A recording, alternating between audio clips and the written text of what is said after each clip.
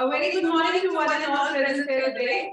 I, Dr. Manasi Maheshwari, Associate Professor, DN Media School, welcome you all, students, research scholars, faculty members to this two-day hybrid workshop on quantitative research methods and publication in international journals. I also extend my welcome to Dr. Shrimita Bala, Head DN Media School, Dr. Amrish Saxena, Dean DN Media School, Director IQAC, and Dr. Jyotika Ramaprasad, Professor, Researcher from University of Miami, USA. We welcome you, ma'am. Thank you. Thank you. Thank you. This two-day workshop is being organized by Internal Quality Assurance Cell of DME and Research Innovation in Media RIM, the Research Center of DME Media School. Both the wings have joined hands to organize this session, and we are fortunate to have a very special resource person today who has agreed to give her valuable time to us. I really thank you, ma'am, for your time and your inputs. I'm sure it's going to be very beneficial for all of us today. Now, before I invite our internal dignitaries, I would like everyone to know about Dr. Jyotika. Although we all have read her papers, research papers online, and we've been following her for long, but now I invite Mr. Pramod Kumar Pandey, Assistant Professor from Media School, and he's the member of RIM, to introduce you all our great guests of the day. Sir. Good morning, everyone. We have Professor Jyotika Ramaprasad with us today. Let me tell you about her. Jyotika Ramaprasad, ma'am, is professor in the School of Communication at the University of Miami. Previously, she has held positions of administrative responsibilities as associate and interim dean in Southern Illinois University, Carbondale. While her earlier research focused on news flows, media representations, and advertising, her recent interests are in journalism studies and social and behavioral change communication. Almost all of her work, past and current work is international in orientation, spanning Africa, Asia, and Europe. She has also been a Fulbright scholar with a specialist in Germany and South Africa. In the area of journalism studies, she has two major projects called the BRICS Media System Project, which is funded by the Academy of Finland, and the World Journalism Study, funded from various different sources. Professor Ramaprasad has taught international communications, graphics, advertising, theory, and method courses. Currently, she teaches communication for social change using both structural and individual level approaches from critical, psychological, and communication theory perspectives.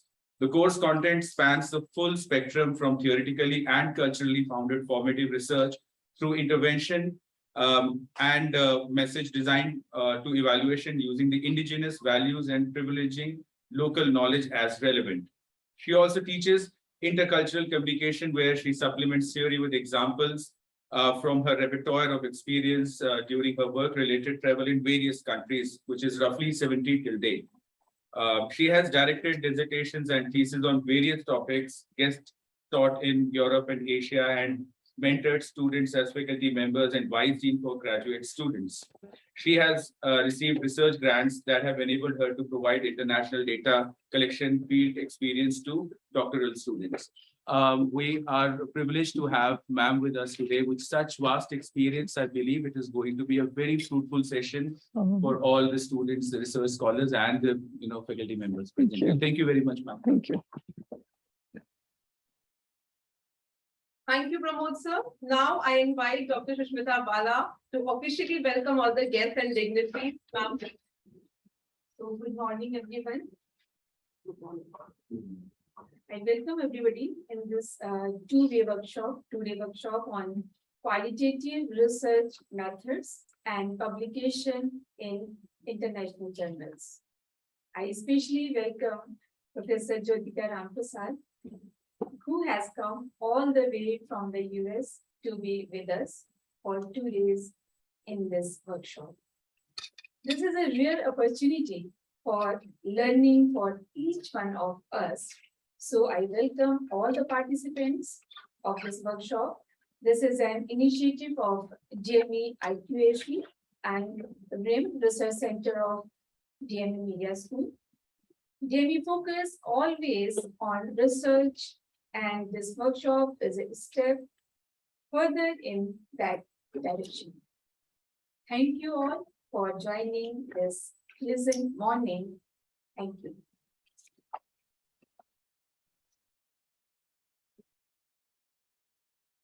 So I want you to be here for a minute, and ma'am, we want you to come over, and Dr. Amrish Saxena, to felicitate a small token of gratitude from all Oh, of my us. goodness. Welcome. Oh, thank you. Thank you. Thank you.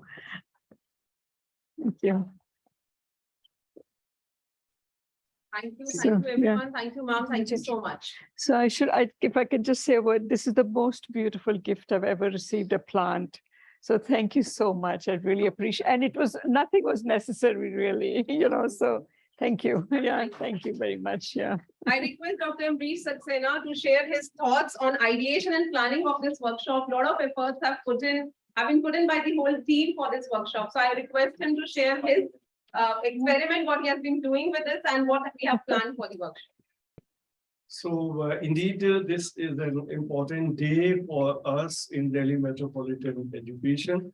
Though we are in a habit of doing every now and then something unusual, something path-breaking. And as far as research is concerned, obviously, we keep on holding research workshops every year at the DME level, at the institute level, and also at the department level in the DME Media School. We even have started a new trend, which I believe is very unusual.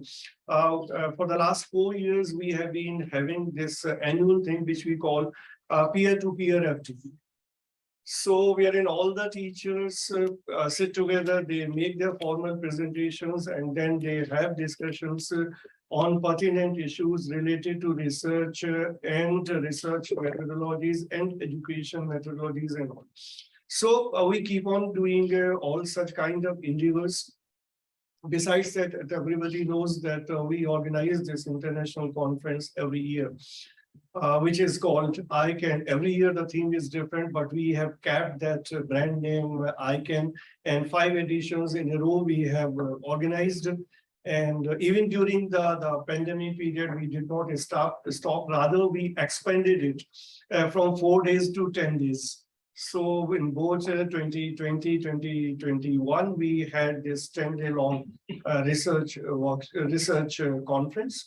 And this year in 2022, we put it in the hybrid mode, and then we reduce it to 7 days. So a lot of sessions happened online, a lot of sessions offline, and some were in the hybrid mode, the kind of session that we are having today. So for all our emphasis in research areas, in academic areas has been varied. And COVID-19 has provided us one opportunity, that we are now able to reach out to a number of scholars located in different parts of the world. So if I start naming the country, there's a long list. We have been having scholars joining in online sessions right from the US to UK to Australia. Australia, in a way, the Deakin University is a permanent partner to us. To international conferences, to international film festivals. So they are always there, and their resource person, their teachers are always joining whenever there is a need. And then from other countries, also from Europe, from Asia, they have been, and even in the BG Varghese lecture series, which is in our annual calendar, which has been instituted in the name of a renowned journalist, BG Varghese. So there, till the time this COVID-19 had not happened, we were inviting people, obviously, who were available in Delhi and NCR. But thereafter, we thought that we should take advantage of this opportunity, of this COVID-19, and then we started inviting people from different parts of the country. And only a week back, we had that BG Varghese lecture by Yili Fan, who is from Chinese origin, but who is settled in the US. And she took a wonderful lecture on filling the space, keeping in view the theater and the films in mind. So all these kind of experiments we have been doing, we have been exploring what more can be done. And in that process, this happened that I came across with Professor Jyotika Ramaprasad. As the students here and the teachers know that we started this series, Vibrant India series, in 2021. on this 75 years of India's independence, and we were inviting people from different walks of life, from different parts of the country, and then this thought came.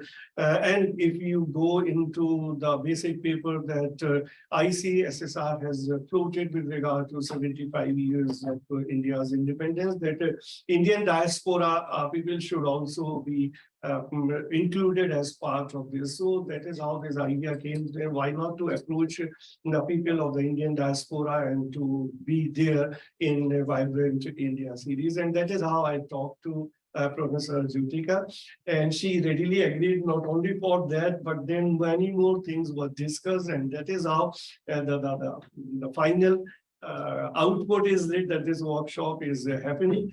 She is there for a month or so, and then she's working on a project from Germany, that is Words Institute, Words of Journalism. Words of Journalism. So that's a very vital study that she is doing, and she's collecting data from journalists from different cities in India. So in Delhi and NCR, we are providing whatever assistance is possible, and our students and teachers will be involved in that.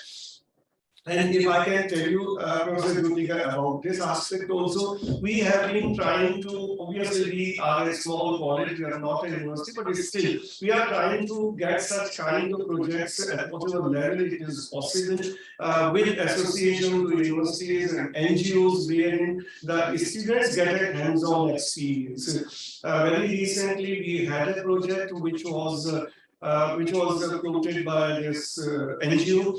From Pune, and they were collecting data from rickshaw pullers, and that was for the purpose of policy interventions.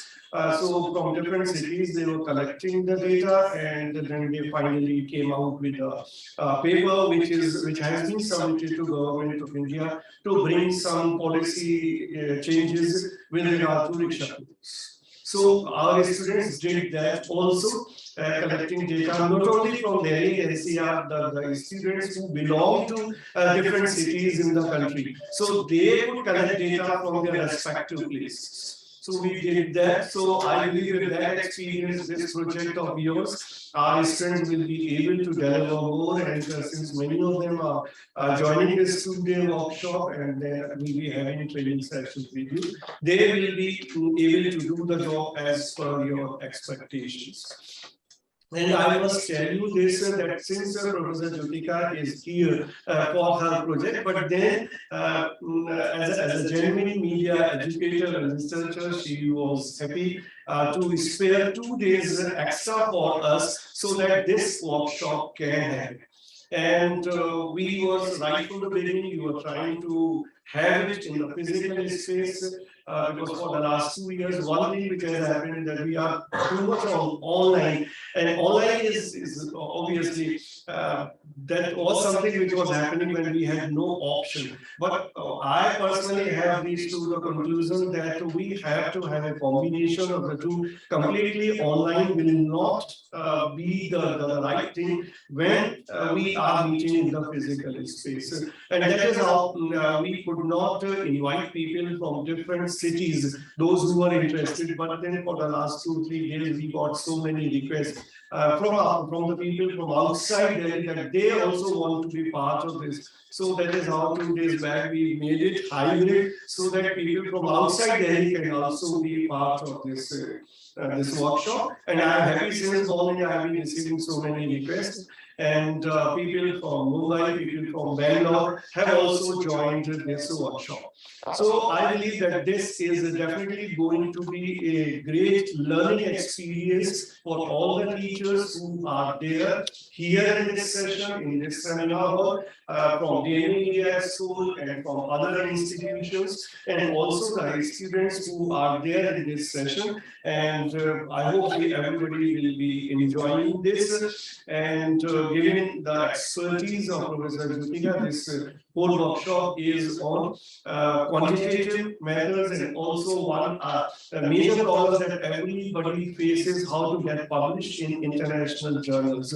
So she will also be giving her valuable input in that direction so that we can get published in more prestigious journals and we can contribute further in a major way in the field of media research. So I welcome Professor Jyotika Prasad, all the participants here, and wish everybody a pleasurable experience for the next 2 days. Thank you.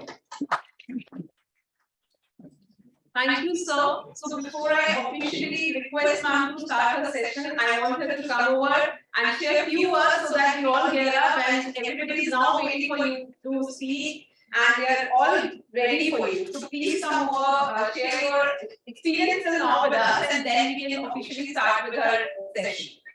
Please. Sure. Yeah. Do I need to stand here or because I have this mic, I can, yeah, I prefer that. Yeah. Yeah. Namaste and good morning to all of you. I come to you with a lot of humility. While I have, some experience in teaching and research and so on, I always feel I'm a student, a lifelong student, and I learn a lot from everybody. So, I just want to let you know that while introductions are a formal thing where you talk about the person's achievements and all that, I'm also a lifelong learner, and I learn as much as from my students as maybe I give you. So in terms of my interaction with this institute, it has been a really pleasant experience, and I hope it continues to be a pleasant experience, and that depends on each one of you sitting out there. Because we have tried very hard to develop relationships for this particular project that I've been doing for several years now. And for the first time, I think I came across an institute where I find that people are very responsive and very professional and very much willing to take action and to set things going.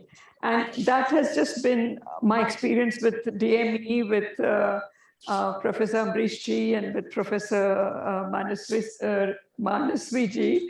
And, I want to tell all the students here that you're very fortunate to be in a place like this, so do remember that not all places are as innovative and as, ready to take action and as kind of ambitious about giving students and faculty lots and lots of opportunities to learn. So, do that. You young people in this audience, including all the faculty, you're all so much younger than I am. Your minds are like sponges, This is the time for you to really, really, really take things in and to make something out of your life, right? I mean, you're always going to learn, but at this point in your life, this is what is important, and your minds are alert and young, and make the most use of it. That's the best thing I can tell you, is that there's nothing like education. There's nothing, nobody can take that away from you, and keep that goal in mind. And along with that, do some good. Okay, do some good for the world. All right. Don't evaluate your worth only in terms of money. Evaluate in terms of what you do for your neighbor, what you do for that, person who's working in your house, what you do for maybe a community of rickshaw pullers, right? So along with all of these other things that you're doing, always keep that in the back of your mind. Do good for this world, all right? So is that what you, I mean, I wasn't prepared for this, so is that what you want? Yes, is that okay? Yes, all right. So would you like to start with the presentation directly, or first you want the whiteboard to be there? No, I just want to say a few words about pedagogy, and then I'll start with the Let us know, presentation. then only we'll connect the project. Okay. Whiteboard is there. Yeah. Lift the screen. No, yeah. I may not need it right now, so it's okay. It doesn't matter. So, I have taught for many, many, many years, for decades actually. And one of the things that I want to share with you is I constantly try to figure out how to be a better educator, right? That project is never done. You'll never reach that point where you feel like you are really on top of it all, right? And so you strive for that all the time. So I try very hard to learn how to co-learn with the people in my audience.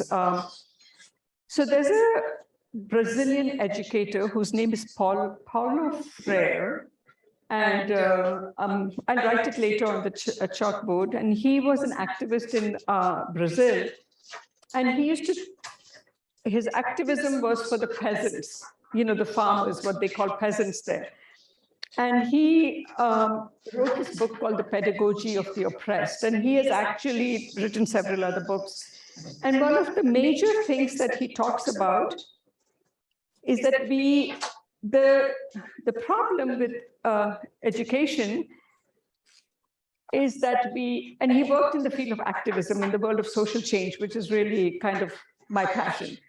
And he said the major issue is that we do what we call banking education. So I can stand here, I can show you all the slides, and I just can keep talking and talking and talking. So what am I doing? I'm depositing information in your mind or your brain. But that's not the best way for you to learn, right? It's the ability to think critically that's more important, right? And he says that the best way to educate these peasants was to dialogue with them, right? Because you know more than you know that you know. All right. And so the best thing to do is for you to participate when I'm running these 2 days. I don't want you to sit there and just be tired of hearing my voice and to just feel like you're, oh my gosh, when is she just going to finish, right? I want you to interact with me, to dialogue with me, to stop me, to interrupt me, to ask questions if you don't understand something. If there's no dialogue, there's really very little learning. All right. So you have to talk to me because I respect what you know. Yeah, I don't feel like I know everything, right? And he was, of course, thrown into jail in Brazil because he was, he was working against the landlords, against the wealthy people, and he was trying to what he calls raise the consciousness of these peasants to take matters in their own hand and not to accept their oppressed condition. And to also understand that they are people who have their own knowledge, right? And who understand a lot more than we give them credit for. So, of course, he was put in jail for several years, and he was freed later, but he is like one of my ideals.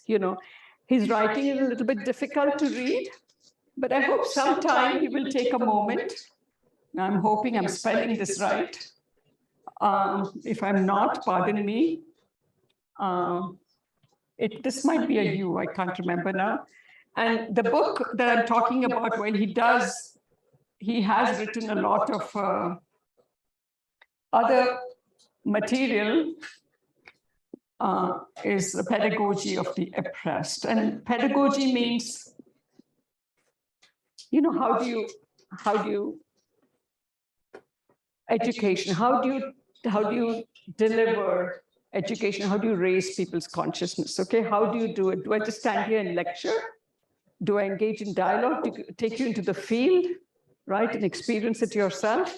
And so, that's what we mean by pedagogy. And so, so that's my style. I just wanted to tell you that, so that, don't hesitate at all if you don't understand something. I can tell you there is no such thing as a stupid question as far as I'm concerned.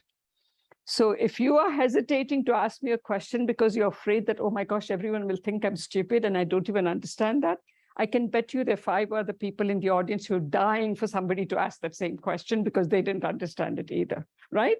So, feel free to talk to me, to interrupt me, and so on. Are we good on that? Okay, all right.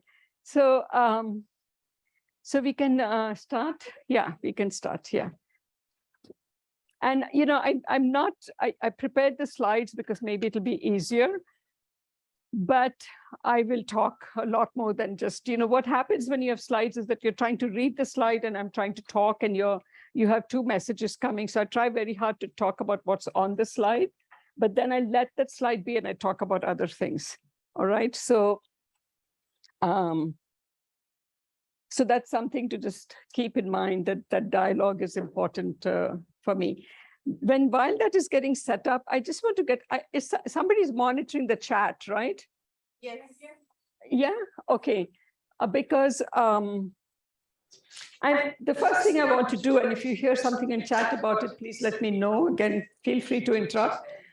I want to assess what your needs are. Like, what in quantitative research methods do you feel that you have a gap in, that you would really like to understand, or, if you've not had a course in it, that's perfectly fine. But I don't want to talk to you about things you already know, right? I want to kind of find a level, because we have so many different people here. We have students and we have your teachers here, and actually don't know who is in the hybrid, in the online session there, but there are probably some research scholars too there. So we have several different levels. So can you talk to me? This is your first test. Let's see who's brave enough to talk to me first. Because I don't bite, so you can talk to me and you'll be safe. Ma'am, first of all, a clear distinction between what qualitative and quantitative is. Good. Because there are a lot of studies which are taking place in media studies, which a lot of people call, that probably falls in qualitative. And what you are doing is that you are merely counting frequencies and applying some basic statistics, and we are not even going to the interval in the ratio level of so we are mainly dealing with scales, and we're not going beyond that. So there are various school of thoughts that are existing. So exactly, when we are teaching students, or even for us, we are at times not really convinced about how we have to differentiate between. Okay, good. Great way to start, because that's exactly what I'm going to talk about first. All the young people in here, what is it that you know? First, tell me what you know about research methods. Have you had a class in research methods? Go ahead. Were you raising your hand there? No? Yes, go ahead, please. Go ahead, yeah.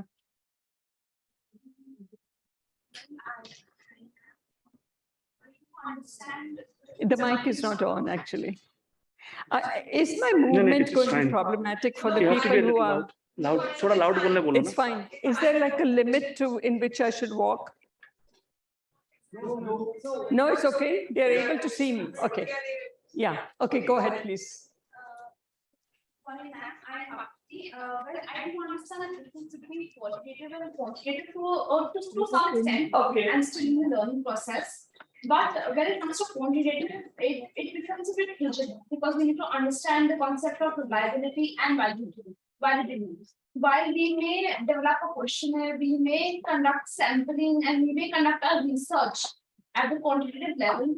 But when it comes to analyzing if the questionnaire or the survey that we're developing is reliable or valid, that is where I get stuck at most of the times. Okay. So that is what I'd like to understand from this workshop. Very good question. Again, tomorrow we will actually, I'll make you all of you to write, and even today, I'm going to give you little exercises, okay, so that you're engaged, all right, that you have to do and answer questions and all that. Good question. I'd like one more. What is it that troubles any one of you? Yes. Ma'am, actually, there's one question from the chat. So this is from Dr. Ashwini Ramesh. And the question is how to interpret qualitative data. Unlike in quantitative methods where taking surveys and interpreting them are easy. This is her question. Yes. Yes. Okay, so these are great questions, because honestly, I mean, if you see my first slide is going to talk about, my first set of slides is going to talk about that. And they're foundational questions. It's really, really important to understand this. So I think they're still setting this up. Yes, you have a question, great. Yeah. Is this style okay? Are you, yeah, are you all okay with this? Okay. Uh-huh. You can You have to be loud, it's only for the record. Okay.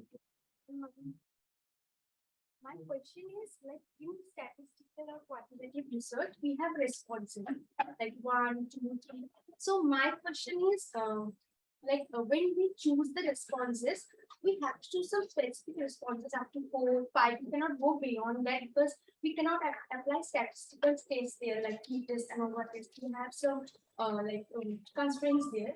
So what is the exact possibility or way out from that? Okay, so I will be covering that too. Good questions, yeah. So obviously there'll be some stuff that all of you know already, and some, no, this isn't the right one. No, close this one. The first one is the lecture one. Yes. No, no, this one you can close. The first one is ideologies or something like that. I think I numbered that, right?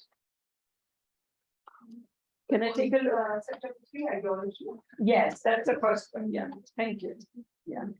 This one is just in case we need it. So it's just an extra one, but I'm not sure we will need it, so it started the ideologies lecture. I numbered it, right? As far as I remember, 1, 2, 3, 4, no, maybe not. Okay, but it's according to the topics you sent me, Mansi, so you can see which one comes next. All right, so just to give you a few details, I usually provide my email address. I should tell you, I get at least 150 email every day. So I'm happy to receive email from you, but if you do send me email, please be very specific and ask me questions or something like that. So because I'm just bombarded with work-related email and people from around the world who said, not that I'm an important person at all. This is normal for many faculty. I just have a lot of global connections, and so I get a lot of email, and I'm on many different projects. So this is my first name, jyotika@miami.edu is my email address. And please always introduce yourself, because I will not remember who I met where. I'm traveling to 15, 20 different cities. So I would appreciate if you say, I was at the DNE workshop or something, and then I know who you are. Okay, slide. Next, please. You can use that.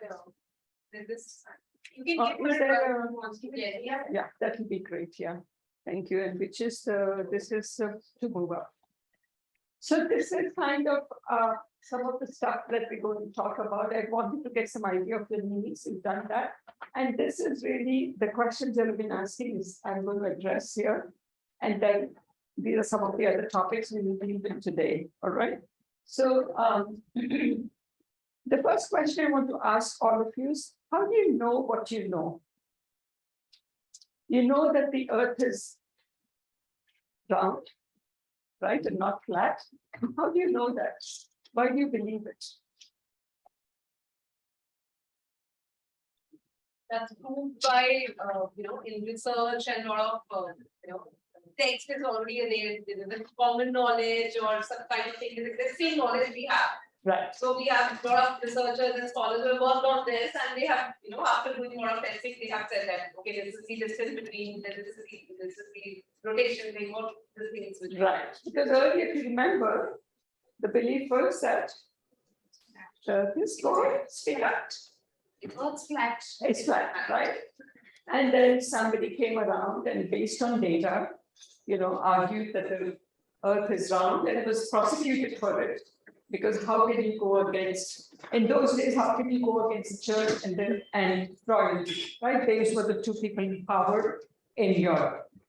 So epistemology is how do we know what we know? And that's really the root of the questions that many of you asked right now about the difference between quantitative, qualitative, and some of those other questions you talked about. How do we know what we know, right? So I'm sure your grandma has told you some things about make sure you eat, put haldi in milk at night and drink it when you have a cough, right? That's one kind of knowledge, right?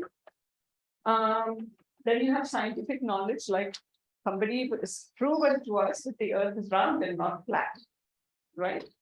sometimes we have an intuition, right? We just feel like, oh, this is what it is, like a hunch or an intuition. That, of course, is an intuition. It's not based on data, on fact, or anything like that. But sometimes we say we know this because of that. That's more like a belief, right?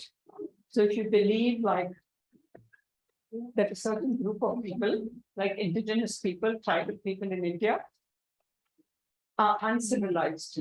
That's a belief that you have that doesn't make it true, right? We now are discovering that they're a lot more civilized than we are, right? And their epistemology is very different. Some of you might have been, I'm not going to spend time on that, but their epistemology is very different. Their way of knowing is through a relationship with the world. They are all about connectedness with nature. Today in the New York Times, there's an article about a woman, I think in Karnataka, she's like maybe 60, 70 years old or something. Throughout her life, she has planted trees, right? And she knows so much.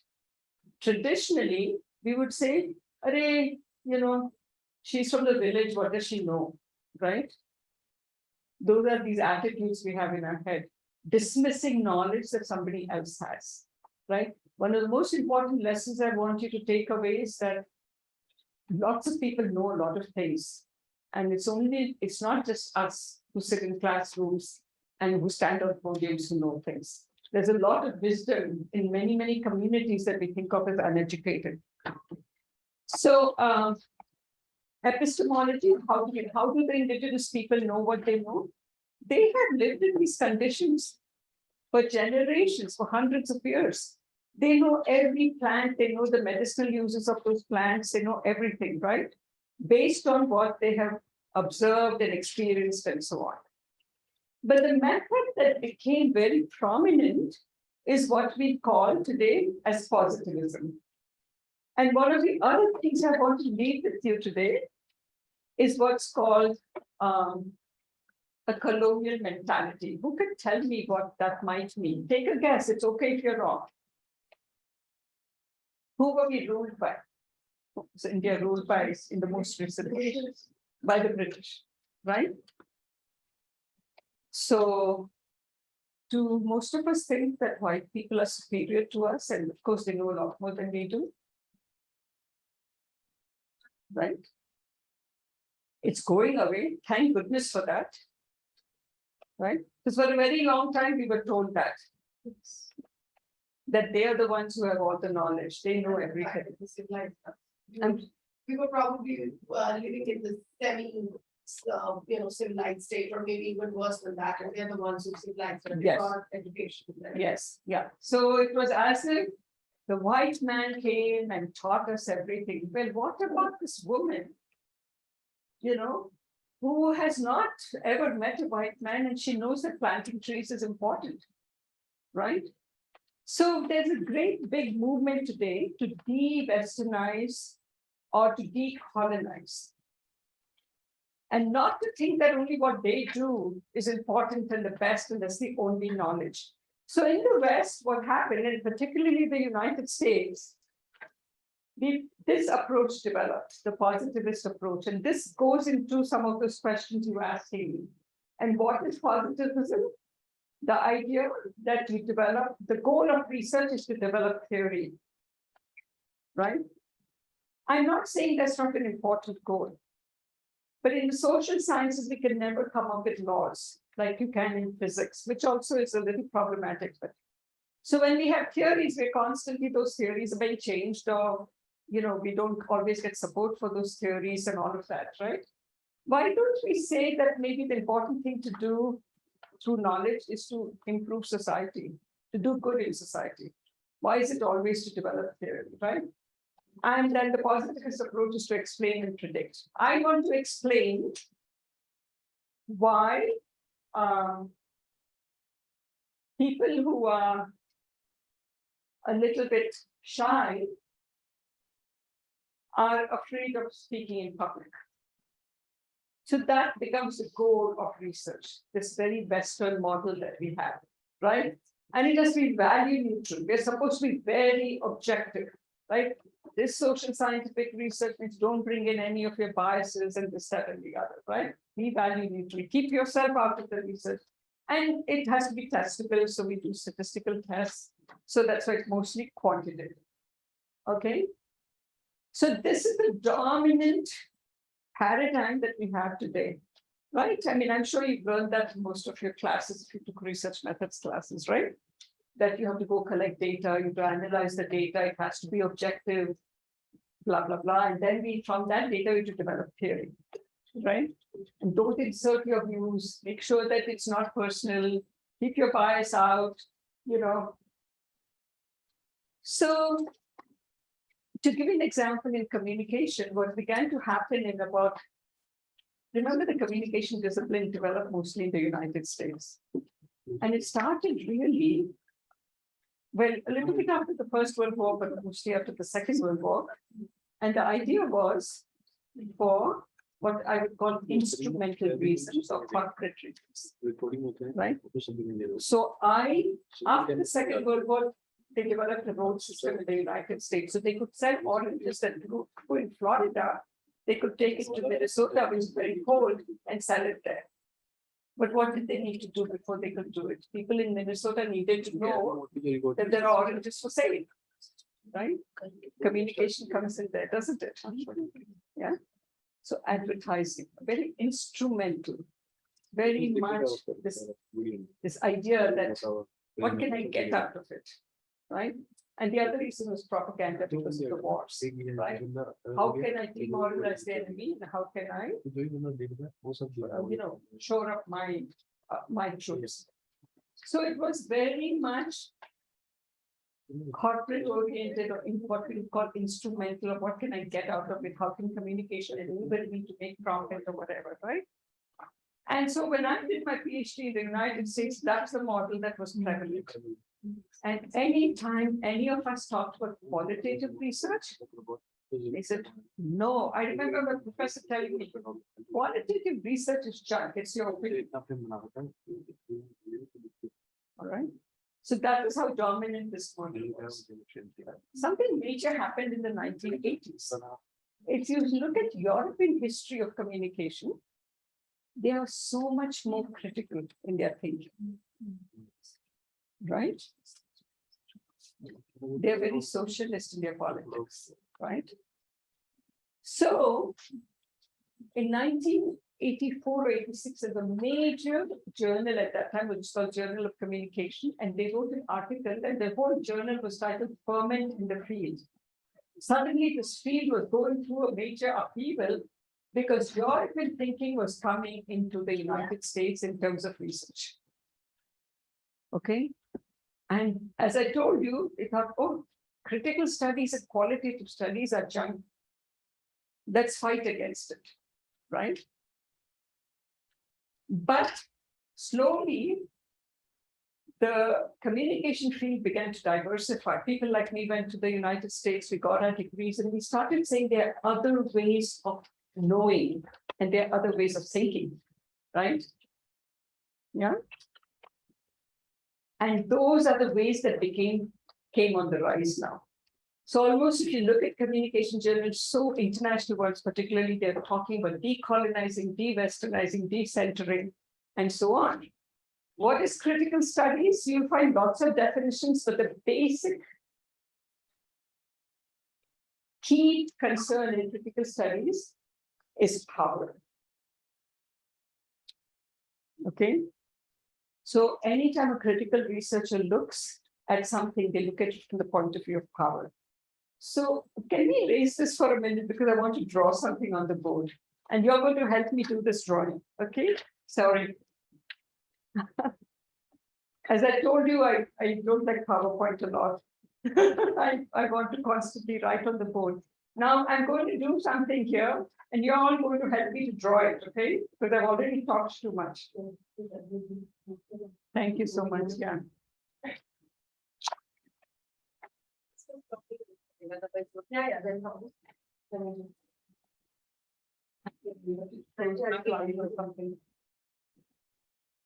Okay. So आपके पास वो duster या कुछ है? Thank you. Thank you. All right. So tell me, what do you study in communication? What's the key thing you study in communication? What interests you? Go ahead, please tell me. What are you really looking at when you talk about communication? Someone's feedback. Say again. Someone's feedback. If they are liking me. Okay. If they Okay. are listening properly. Okay. Feedback, important concept. Anything else? The perfect Dialogue, discussions, learning. Learning, Change. dialogue, discussion. Okay. the perfect way of encoding a message so that it reaches your target audience and creates the impact that you want to create. Okay. So what it is there's content, right? Which is what you mentioned to some extent. Yeah. Creating that message. Right. So if you're studying news, you're studying news content. If you're studying advertising, you're looking at advertising content. If you're studying film appreciation, somebody just told me they teach film appreciation here. You're looking at films, at the content of the film. Absolutely. Right? Okay, all of you with me? And was it Samia your name? Simon. Simon. Simon said something that I want you to help me put on the board. It was a perfect message so that it can have The desired impact. the desired impact. So I'm going to draw arrow from here. Can you all see this? Yes, ma'am. Okay. Content should have it. What's the word that? The desired impact. Okay, Desired impact. so impact, right? This is how communication studies started, right? What were the examples I gave you? Impact, two things that started the communication. My content should have an impact. I should be able to sell oranges in Minnesota. Should be able to advertise and probably propaganda. Yeah. So this impact can be, I want people to buy my product. I want them to think like I do, right? That I want to increase the morale of the people. So I want you to think that we can win this war. And I want the enemy to think that they're going to lose the war. Right? Yes? Yes, ma'am. Yeah? Influence and all. Yeah. So what we're trying to do is exactly that. We're trying to take whatever content we're creating and we want it to have an impact. This is a very instrumental use of communication, right? We're trying to use content for a certain reason, right? All of you look at advertising, right? And then you'll get together and say, oh, wo ad dekhiye aapne, so naye shoot aaye hain. You know, I don't know what you speaks Hindi, so pardon me if you don't, right? Or did you see the ad for this new movie? Let's all plan it and let's go to this, right? Yes, It's ma'am. they're doing it because they want you to spend your money and do something, right? Or they want to change your mind. about Change something. the mindset, ma'am. Absolutely. Like Tanishq ads, for example, a widow getting married again and the daughter is doing it. So creating a different perspective for the people, changing Good the mindset. example. That Tanishq ad you Yeah. referred to, right? Have you seen that ad? It's a little old now, but right, the woman getting remarried. I showed it to my students in Asia.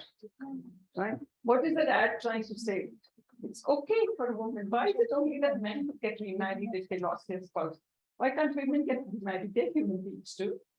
Right? What else was important? She was dark. Yeah. It's okay to be dark. Who tells you that you have to be white all the time or fair? Get rid of the colonial mentality. You're beautiful, even if you're dark. Some of the most beautiful people I met are from Somalia and some of the African Americans I know. Gorgeous black skin and absolutely beautiful. Right? So Tanishq also had one other thing in it, that ad. What did not only was she either divorced or widowed or whatever it is, we don't know that in that ad. Those of you who haven't seen that ad, let's go ahead and see. This shows this woman getting married. She already had a child. Right? Prejudice in India for a long time and still continues, unfortunately. Divorced or widowed women no matter how young you are, you don't remarry. You take off your bangles, you take off your bindi, you wear white. Right? Men can do whatever they want. Right? Another thing that you all need to know, all of you, the males also, particularly, not just the females, fight for women's rights. Okay. Not only did she have a child, she had a girl child. How many of you are, maybe it's different now, you grow up and you say, oh, the girl, I just want her to get this bachelor so she can find a good husband. And what do all the men here? Go study, beta, go get this degree and, blah, blah, blah. It has changed in India, but it's not changed everywhere yet, right? She was either divorced or widowed. She was dark. She had a child already, and the child was a girl baby. Right, powerful message. So what was the intent? To have an impact on our minds. But this is okay. It's perfectly legitimate. She has every right to have a life. Right? Okay. Now, this is the kind of research that started in communication studies in the United States. How can I sell oranges in Minnesota? How can I increase the morale of my troops and all of that? This is what we call administrative or instrumental research. What was coming from Europe, though, was different. What comes before content? Some of you teach those classes. The final product is there, but what does it do? Does it just come from the air? Perception. Perception. Knowledge. Idea. And more. One by one, please. And data analysis. Data analysis, okay. The center or the source of the content. Okay. Thinking, encoding knowledge. Yes. Brainstorming.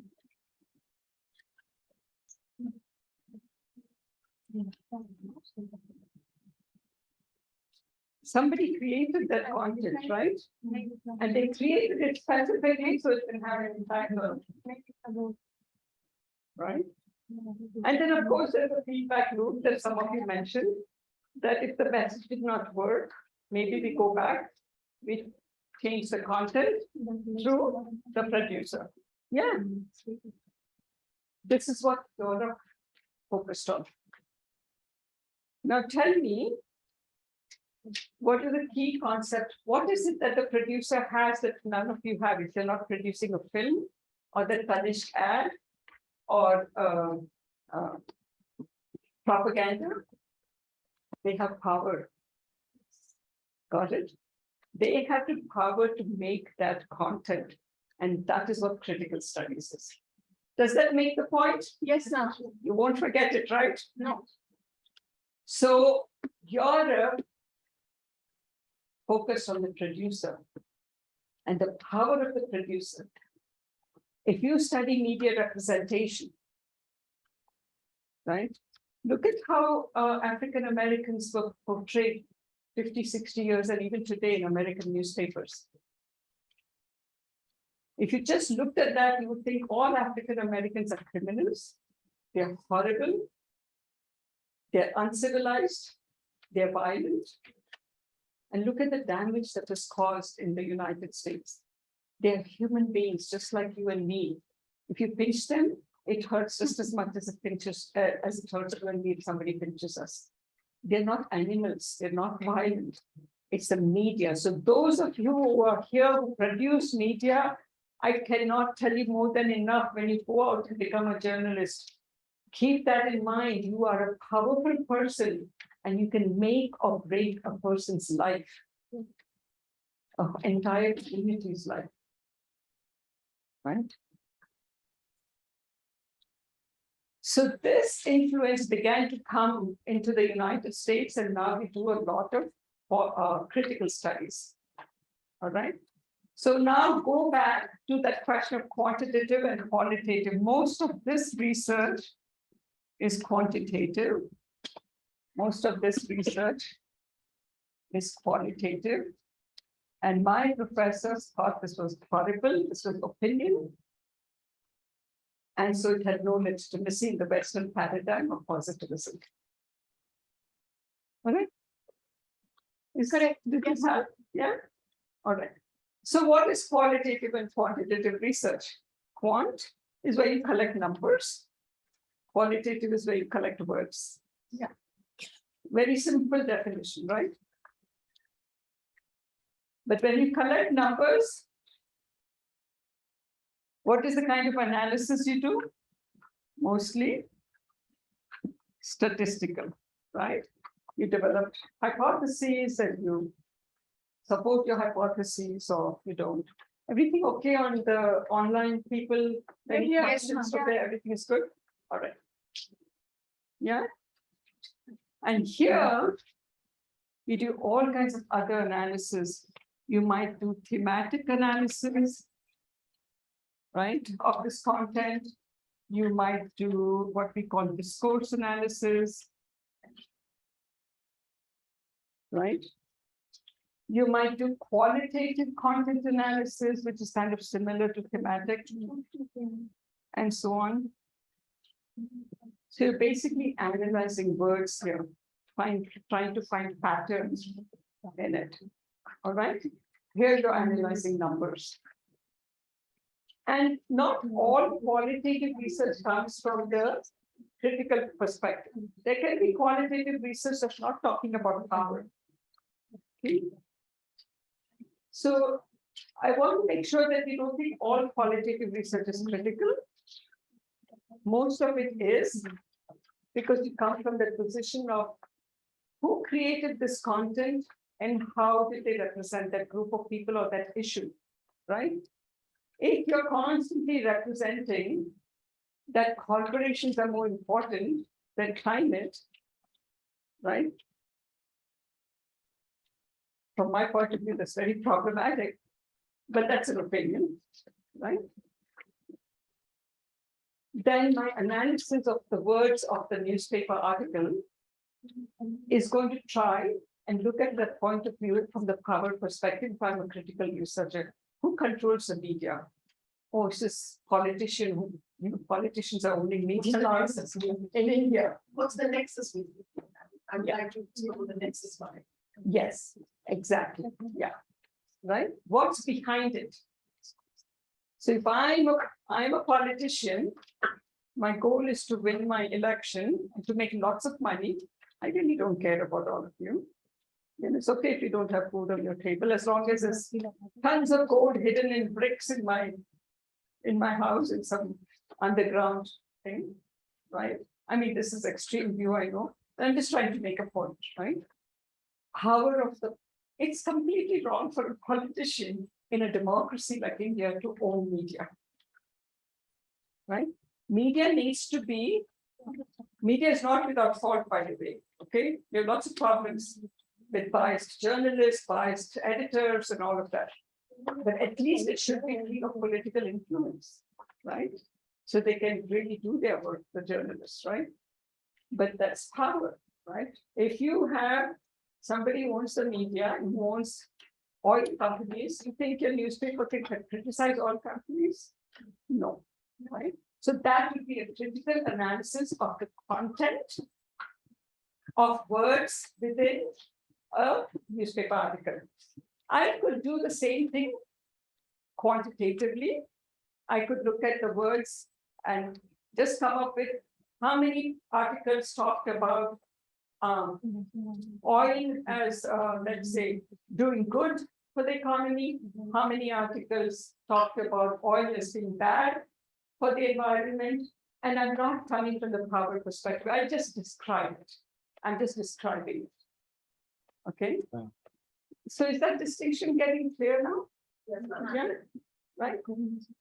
I could also predict using some of this analysis and say if the newspaper owner owns oil companies, right? The content is going to be pro-oil.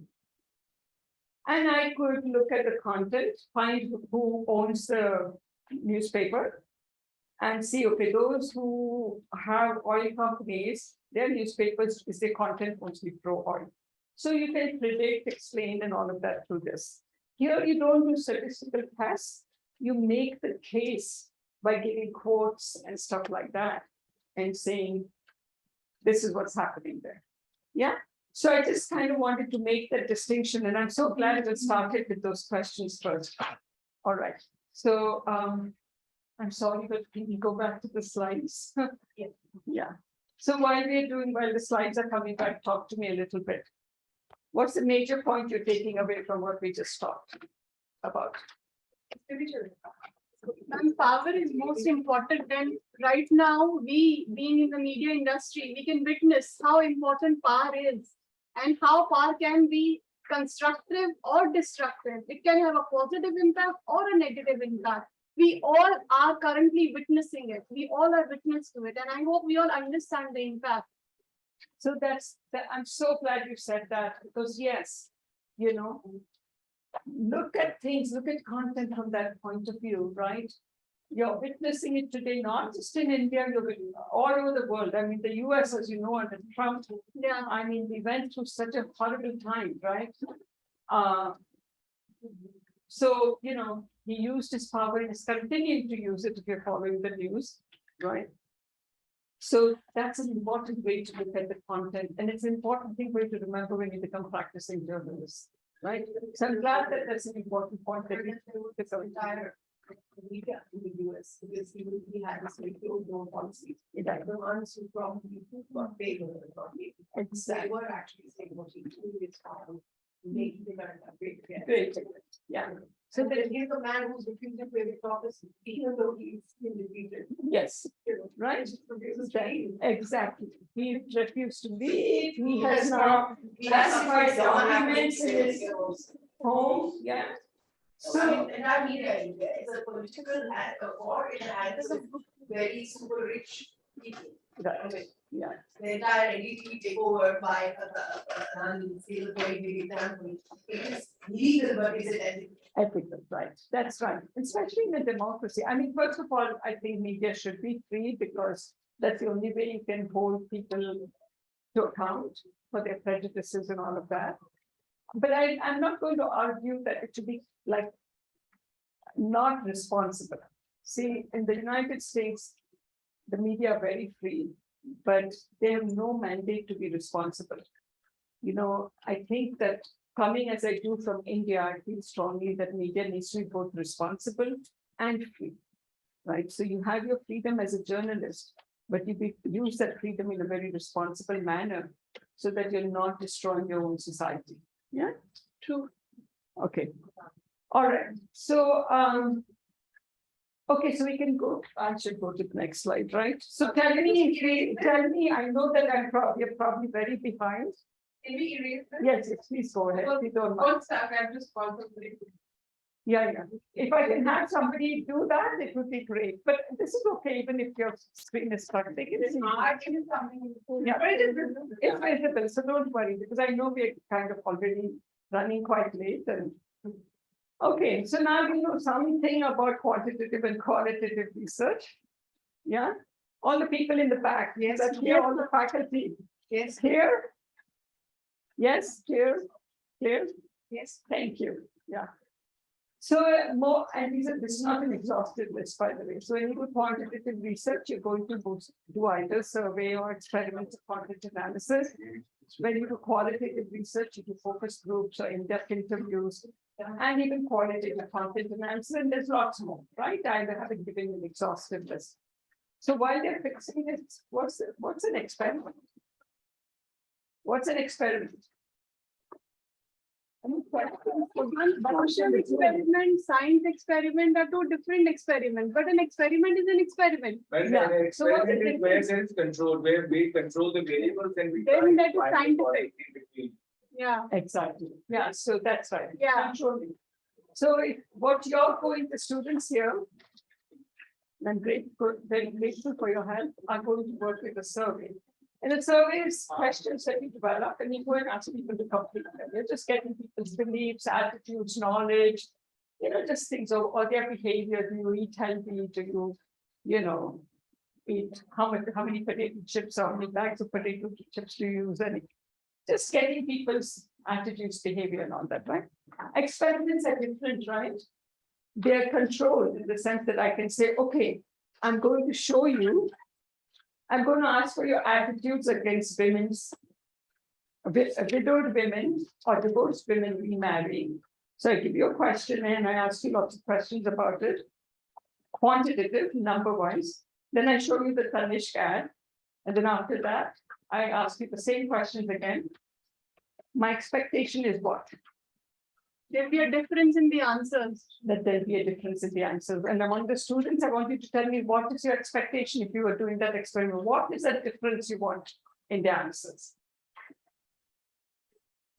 You want the ad to have an impact. What is that impact?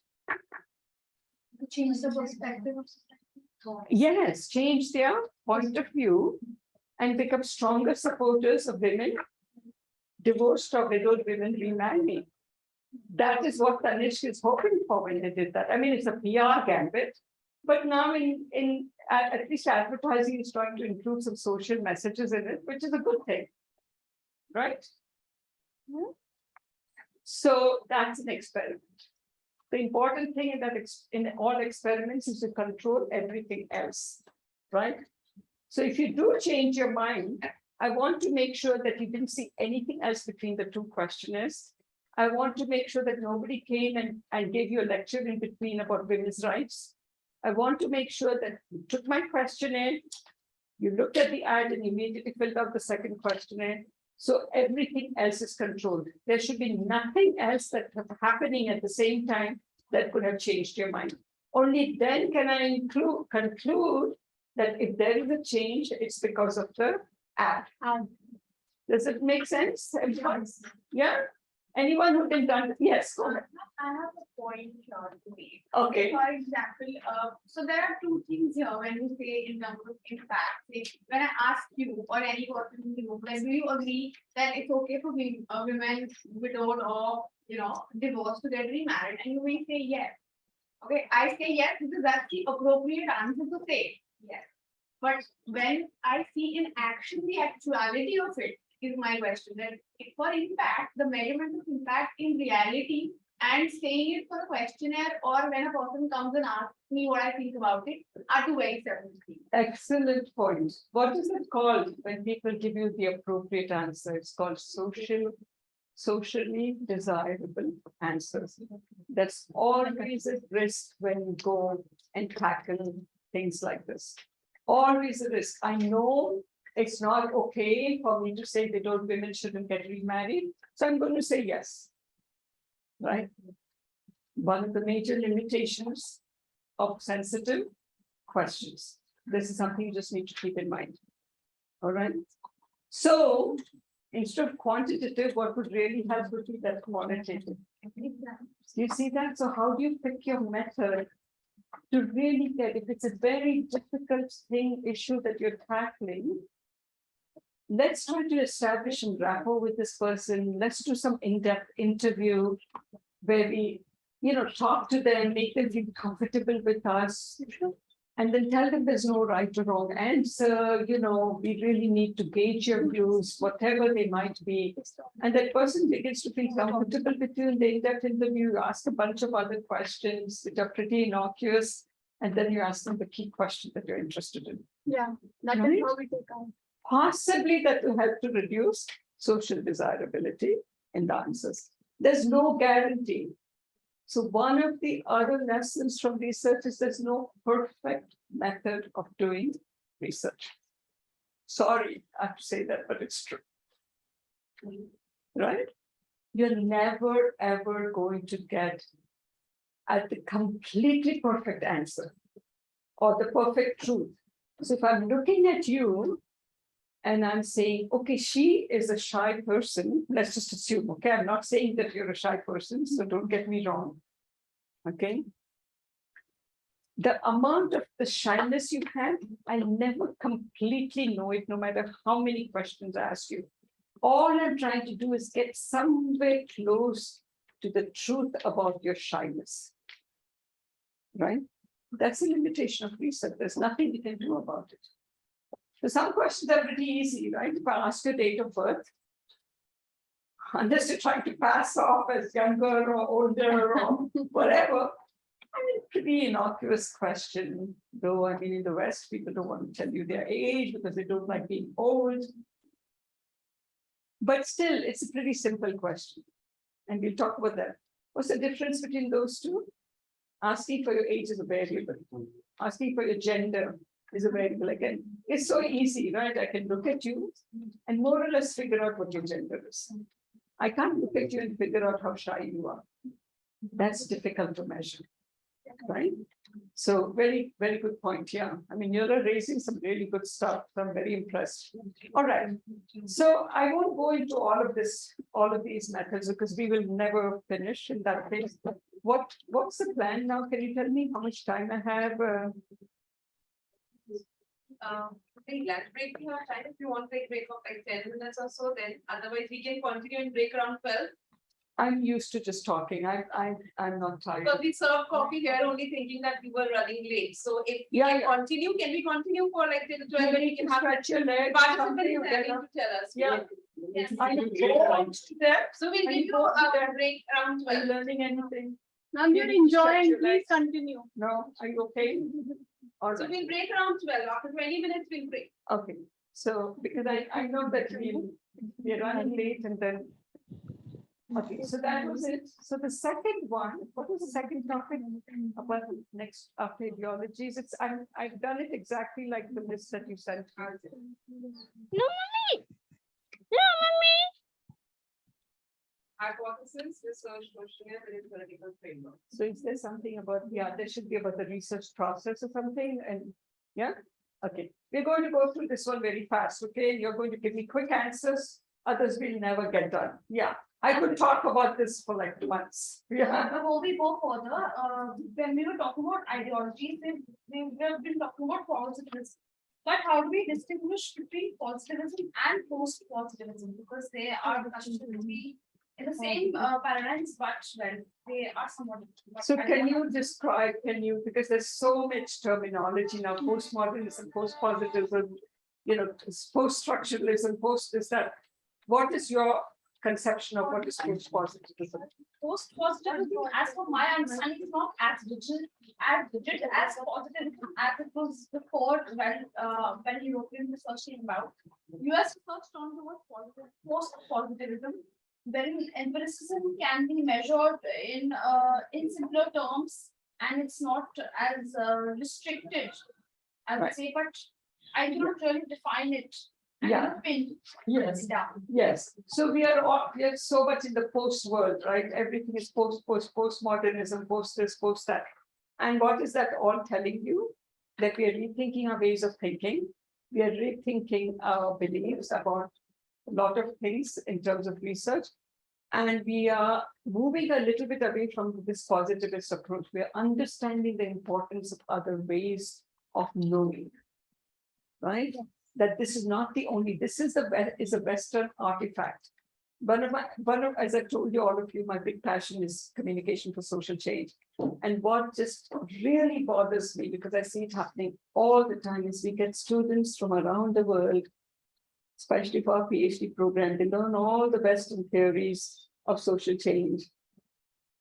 And then they go to their countries and they try to implement those traveling theories. I see some smiles here.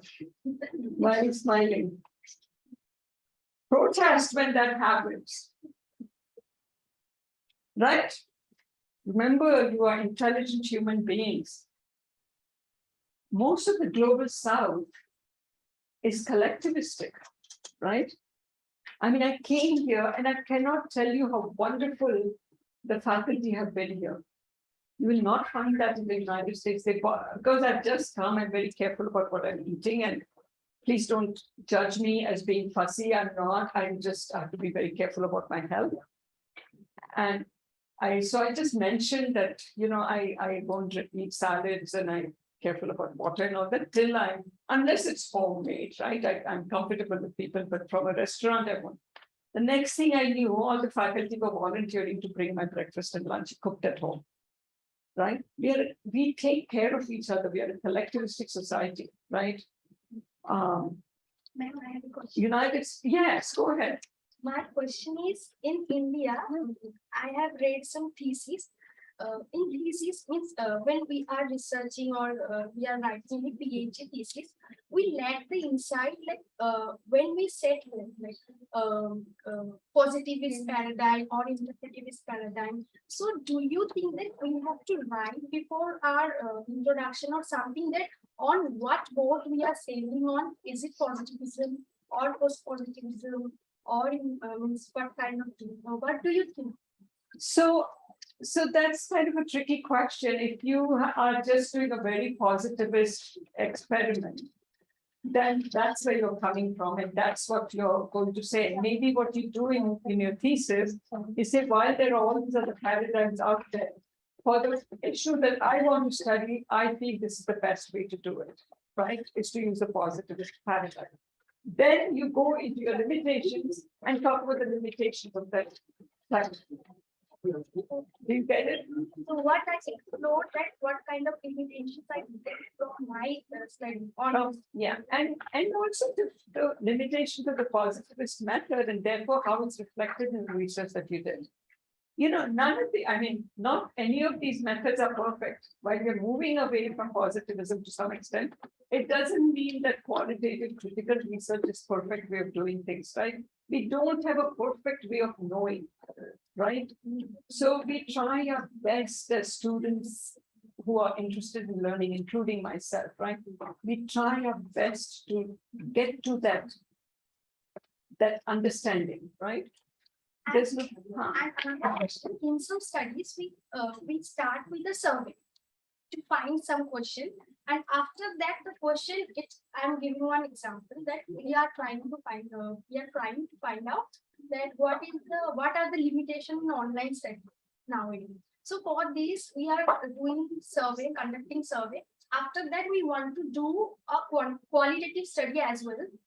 So it is starting with the positivist paradigm, but it is going towards another paradigm. So what kind of solution is here? So that's mixed method, and it's becoming very popular now, because then you have both methods, and both paradigms, and you are able to supplement, like you're able to address the problems of positivism through your qualitative work or your critical work, and you're able to supplement that critical work with the positivist paradigm.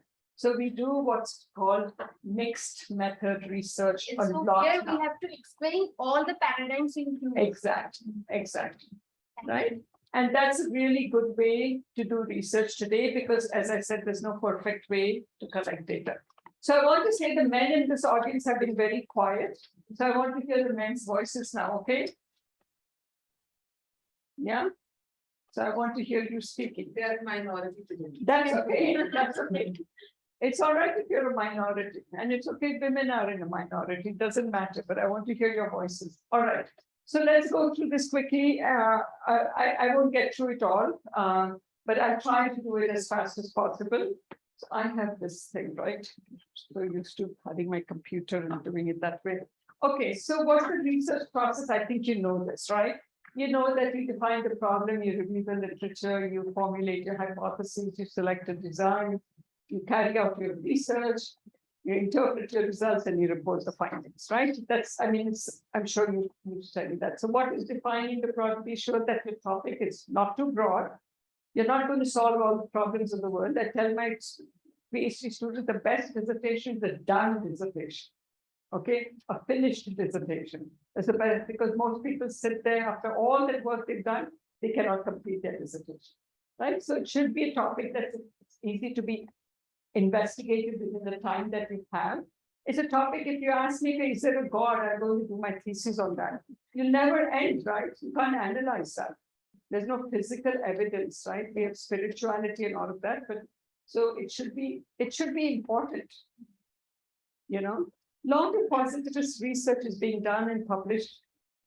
That is like at the end you say, so what? Right? Okay, I just needed to get a paper, so I got it done. So what, you know?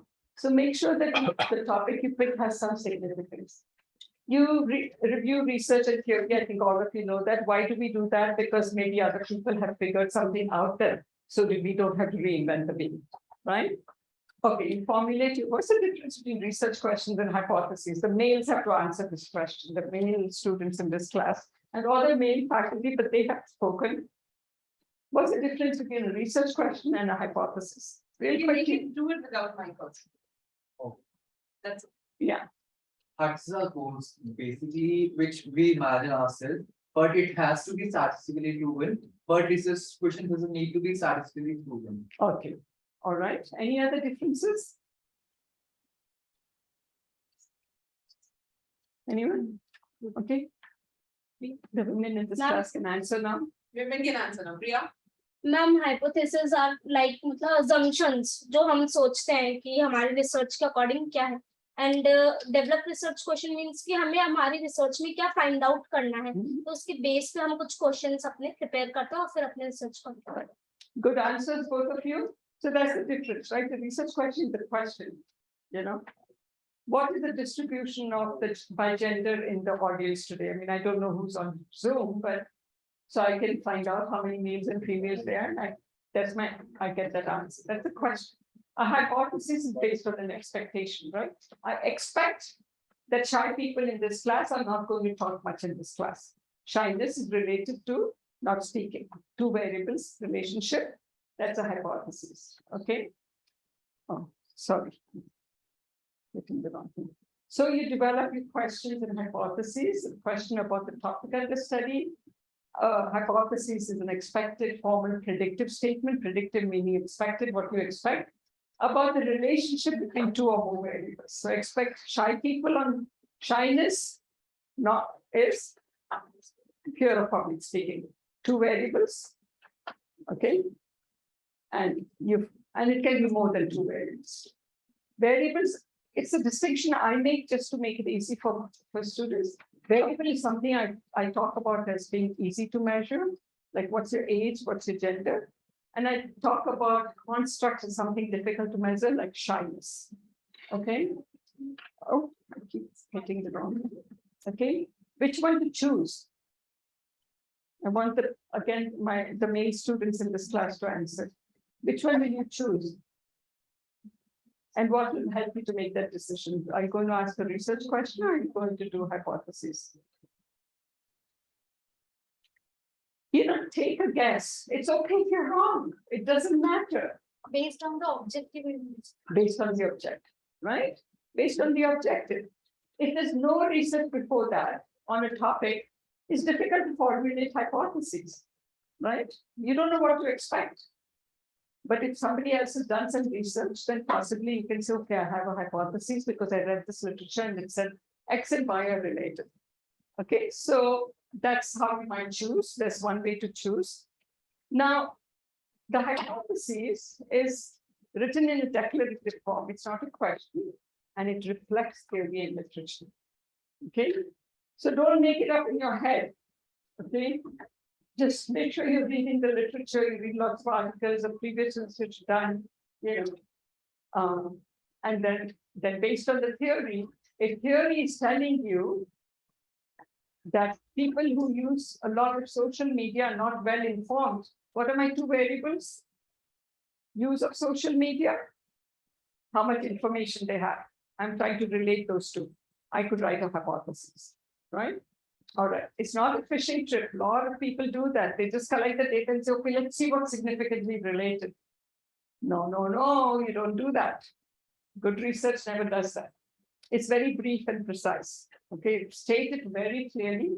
And of course, if it's quant research, it's testable. A lot of people in qualitative research write hypotheses. I'm still sitting on the bench on that do I really need hypotheses? Because there's no test to prove. And by the way, prove is the wrong word, to support, I would say, because you'll never 100, even with statistical tests, you have always a 5 or 1% chance of making an error, right? Making the wrong conclusion. So we never prove anything, okay? We either support our hypothesis or we reject our hypothesis. So usually testable, meaning you do a statistical test. So I'm not quite clear where the hypothesis in qualitative research work, but I've seen it. So, you know, okay. So here are some quick examples, a statement of difference and relationship. These are two sides of the same coin. Okay, and I'm giving you examples here, so you don't be confused about, oh, this is a difference hypothesis and this is a relationship hypothesis. You're all the same. You could say here public speaking is related to shyness. Okay, maybe previous research has shown me that. Or I can be more specific because previous research has shown me that is positively or negatively related to shyness, depending on what previous research has done. Such that to explain that shyness increases. As shyness increases, fear of public speaking increases or decreases, depending on the previous findings. Got that, everyone? Am I going too fast? No. Okay. Ma'am, Yes. you've been talking about hypothesis on the basis of variable, but shyness here is not a variable as you already defined. So how would we relate to that in a hypothesis here? Since we're already talking about shyness and it cannot be defined as. So I'll measure people's shyness. I'll give them questions saying, you know, do you feel like you can't go and start up a conversation with people? Do you try to avoid you know, social gatherings? But in hypothesis, do we need to define shyness in terms of different variables? I will come to that. Okay, all right. And if I don't mention it, please don't please remind me. Okay. Or I could say here public speaking is different between males and females. So if I want to write this as a relationship, what would I do? There's a relationship between gender and fear of public speaking. I hope that illustrates to you that difference and relationships are two sides of the same coin. Okay, mean or average fear of public speaking will differ between males and females. Another way to say the same thing, but see how precise they are. Don't beat around the bush, get to your point. Okay, or males will have higher or lower, whichever theory has told you, than females fear of public speaking. Or mean or average fear of public speaking will be higher or lower for males than for females. So these are all many different ways in which you can write hypotheses, but they're precise. Okay. If you don't know which way the relationship is, just say the two are related. If you know, then you say it's positively or negatively related, or it will increase or decrease or whatever. All good here? Yeah? Okay. Oh, I always hit the wrong button. Okay. And then null hypothesis. What's a null hypothesis, anyone? What we just did in the previous slide, I called research hypothesis, and null is, what does the word null mean? No, Nothing. So remember, null hypothesis are statistical hypotheses, okay? And that's what we're always trying to reject. Why do we do research? Not because we want to support the null, but we want to support our research hypothesis. We want to find a difference or a relationship, right? We're not doing research to find no difference or no relationship. So this is the hypothesis we want to reject, and it's a statistical hypothesis, basically. So you see, I'm not going to go through it, but it's not, right? That's another question. Oh, okay, no. All right. Here's the starting point, essentially, okay? Because until the results show that there's a difference or a relationship, you have to assume that there is no difference or relationship, right? That's your starting point, okay? And there are also a benchmark to which you observe differences or relationship can be compared. No relationship, then you might find the relationship, you reject the null, you support your research hypothesis, that's your study, right? So our goal is to reject the null, okay, and support our research hypothesis. Also, research hypotheses can be directional or non-directional. I already gave you examples of that. So non-directional is X is related to Y. Directional is X increases as Y increases. Got it? Or X increases as Y decreases. I mean, you know, depending on what we found. Here are examples, right? Fear of public speaking is positively related to shyness, or mean fear of public speaking will be higher or lower point. That's a direction, giving you a direction. These are not giving you a direction. Got it? Yeah. Are you all with me? I know I'm going fast, but this is pretty simple stuff, right? You're not as weighty as the stuff I really wanted to talk to you all about. You select a method or design, and we already said there are surveys and there are experiments, and there's content analysis and many more methods, right? So cross-section means you do a survey once, then you're done. Longitudinal is you do the survey over and over again to see if certain attitudes change or behaviors change or whatever. So every 6 months, you might do the same survey. Experiments can be quasi, meaning they're not really controlling everything, and true experimental designs control everything. These are suspect. I wouldn't use this. Yeah. Make sure if you're doing an experiment, you go to a strong, solid experimental design. I don't have the time in this 2 days to really talk more about these methods, right? And then there's content analysis and so on and so forth. Yeah, I'm trying to finish these slides before this particular presentation before we go. So then you create your instrument. And some of you might know that many of the students, I hope, are going to collect data. The questionnaire you're going to look at, which, I'll be training you all on 5th, I think, but maybe I'll show it to you all also for the benefit of everybody. We spend years and years developing those questionnaires. So just banish the idea that you can sit down and develop a questionnaire in one evening. That's totally not possible. Okay. You're measuring something, you're measuring things about human beings. My goodness, if it was that easy, we would know everything we need to know about human beings. All right. So it's very, very important that you understand that measurement, which is what your questions are, right? Go to a physics lab, they have all these little instruments and all that, they do the measurement. We don't have that in social sciences. We have questions.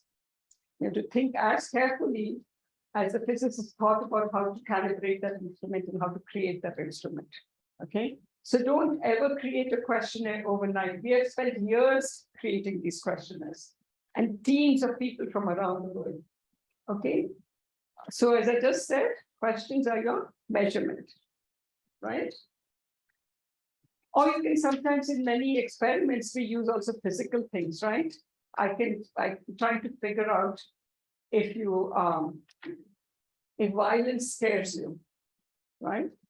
I can show you, I can plug some instrument onto you, which shows how much you sweat or how your eyes move, or do you close your eyes or whatever physical instruments.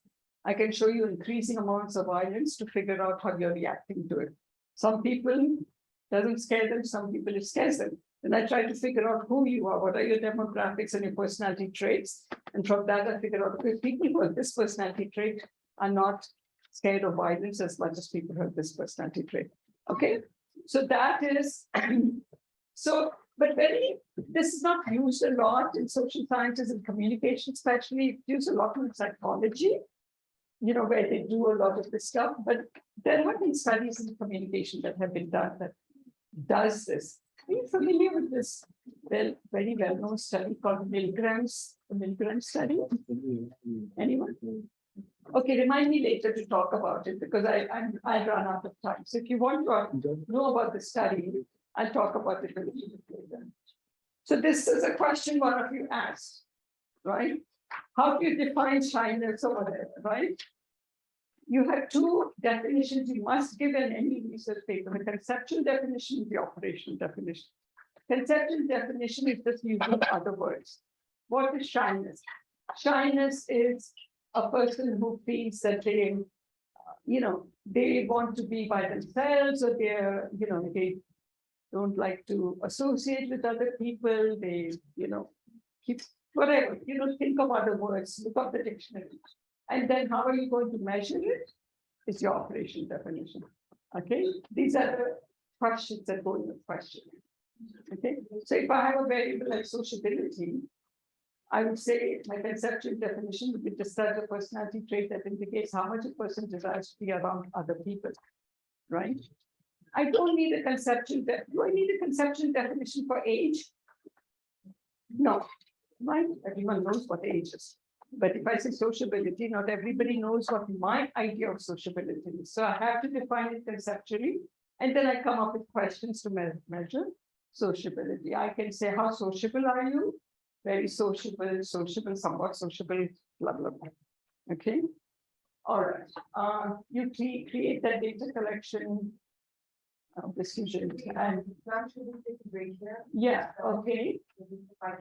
Yeah, can I just finish the step 4 about the data collection? So construct, as I told you, is a special kind of variable that is abstract, like shyness, right? Extroversion, innovation, anxiety. I can't look at you and figure out who's more anxious than the other, right? It's something abstract. I can look at you and figure out your gender or your age, roughly, right? And so because it's difficult to measure, you should never measure it with only one question, right? While a variable like age or gender, now remember this is a distinction I make. Construct is also a variable, but I find that my students find it easier when I make this distinction, right? It can often be measured like what's your age or your date of birth, okay? Pretty easy. It's more tangible. You know, something I can see most of the time. It's a big table, small table, I can measure its height more easily, right? So you can often do it with a single question. Okay, we can stop here because this will take some time. Yeah, let's take a break for how long? 10 minutes? 10 minutes. 15 minutes. Okay, stretch your legs, come up if you have questions. I'm happy to talk to you. Yeah. Okay, so the constructs and variables that we're talking about, the constructs are more abstract, variables are intangible. It's a distinction as I said that I make. You know, all constructs are also variables. Can be independent or dependent. This is one place where most people have a lot of trouble identifying quantitative dependent from independent variables. I want to spend a little bit more time on this. Okay. Dependent is the thing that was predicted through, the thing that is effective, the thing that is really being studied. So, what is it you want to study? The variable that really interests you is the dependent, which you're trying to explain. Right. So, I'm really interested in studying. Let's take an example from advertising. Just a moment. I just want to check your microphone. Oh, it's off. Sorry. Yeah. I have no idea how to turn it on.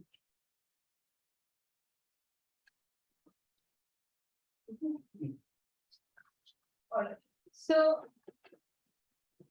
a dependent variable is the one that you really interested in studying. So let's go to the corporate world and say, or the marketing world and say, what I really want to study is how involved you are in purchasing products, right? Maybe how engaged are you in purchasing.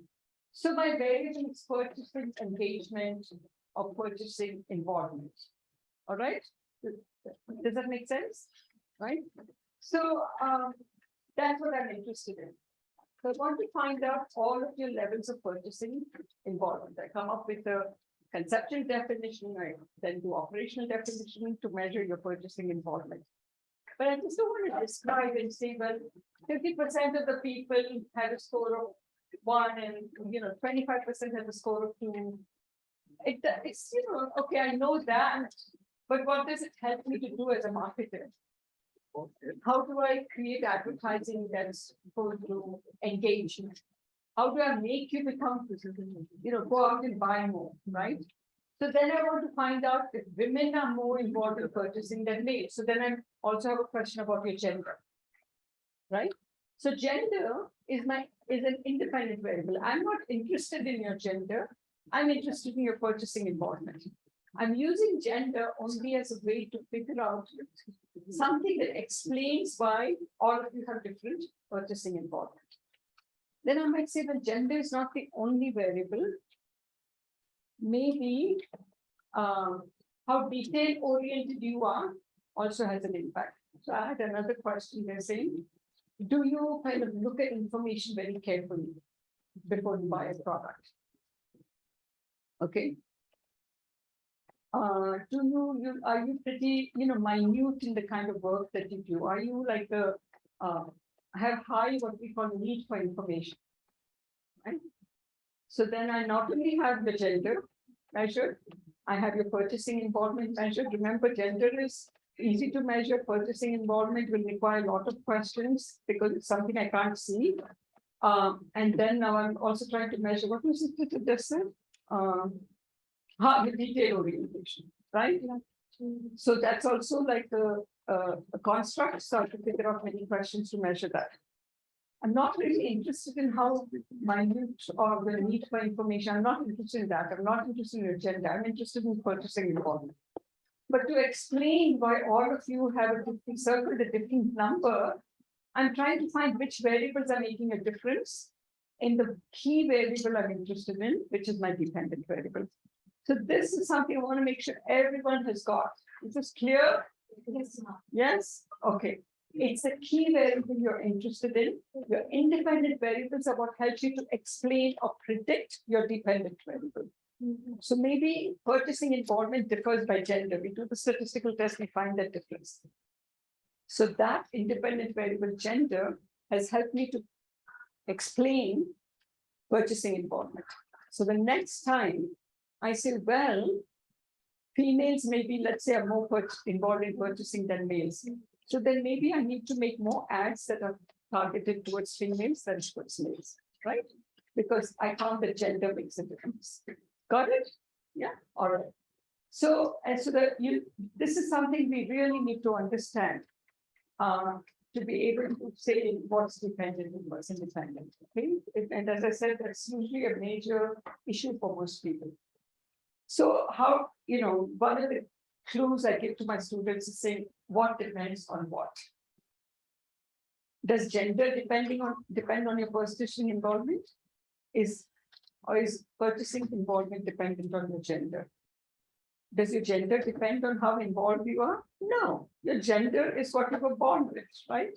It doesn't depend on anything. It depends on the X and Y, whatever came together, and whether you are YY or XY or whatever, right? Long before you were born, right? But how involved you are in purchasing depends upon gender. Maybe we find that, I don't know, okay? So, so we think about what depends on what. If we expect GPA to differ by gender, GPA, by the way, is a grade point average. I don't know what you'll use here, so I use GPA, but your final grade, the points you get on your grade, think through it this way. Can your gender depend on your GPA, or can your GPA depend on your gender? Your gender doesn't depend on anything like your GPA. It's the GPA. We find these days that women, especially in communication, usually do better than males. Okay, nothing against all of you over here. Okay, it's just something that we found quite often, right? So, and maybe the reason for that is women are finally getting a chance to, really engage in studying, and males had this, opportunities long back, and females are really, many of them are first generation students, so they know that they are so lucky to be able to go to college because their mother was not able to go to college. Whatever that, those are explanatory independent variables, right? How well you do, what is your grade, is your dependent variable. So ask yourself that question and you can figure it out. Okay. All right. No, I'm sorry that somehow this was, I think, one of the last things I did, and it was, I think, 12 o'clock at night or something. Okay. The other distinction is discrete variables and continuous variables. So discrete variables are something you can't divide any further, right? Your car is red and yours is blue and yours is white and yours is black, period. Those are separate colors, right? But your shyness, or let's take an easier variable. Let's take your height or your age. You can be 18 years old, right? Or 19 years old, but you're not just 19 years old. You're 19 years old and a few months old, right? But you're not just 19 years old and a few months old. You're 19 years and few months and few days old.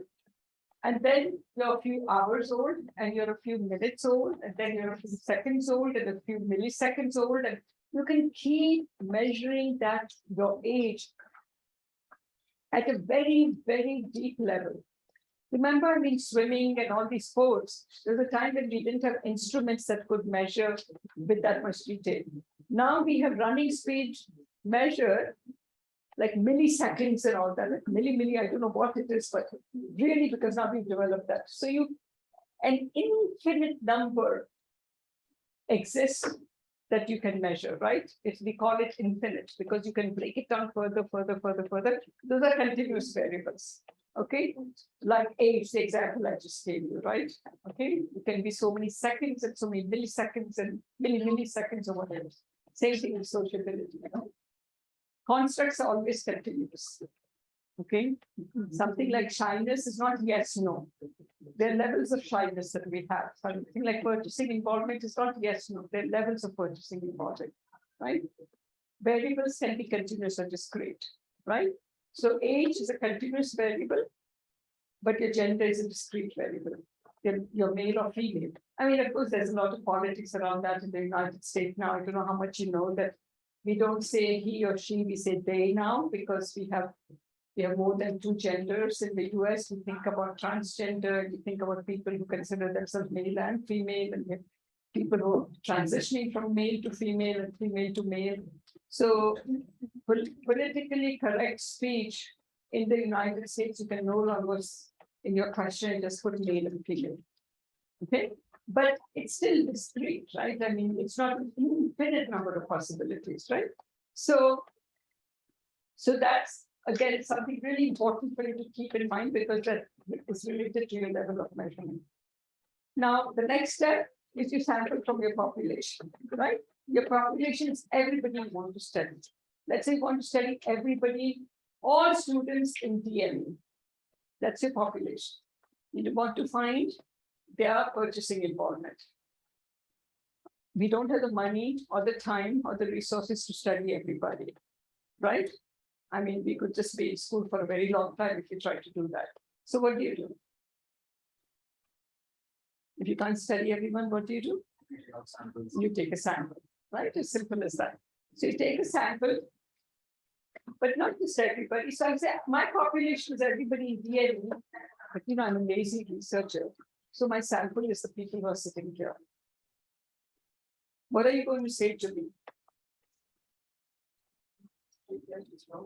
I'm just wrong. I'm a terrible researcher. Yeah, exactly. Yeah, I'm a really, really bad researcher if I did that. Do you represent all the students? No, you don't, right? So this is something, especially those of you helping me with the survey, this is very critical. We'll talk more about it a little bit later. So it must be the key word is representation, right? It's a very important word, but we'll get to that later. We can use non-probability and probability methods. Non-probability is the example I just gave you, right? My whole population is DME. You are my non, this is just a convenient sample. That's a non-probability sample. You don't represent the population. Yeah. But this is key. Right.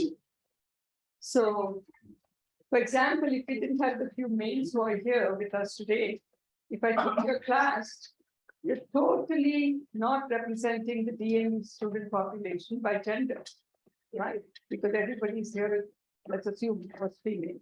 Right? And then probably one can assume there are more women studying with DME. Right. But then that may not be. So we may have the wrong conclusion. Very good, right? We may reach the wrong conclusion. Yeah. So, but remember, it's very difficult to pick a representative sample. So we never reach a perfect sample, just like we never prove anything. Please don't use that word prove ever in research. We never prove anything in social sciences. Okay.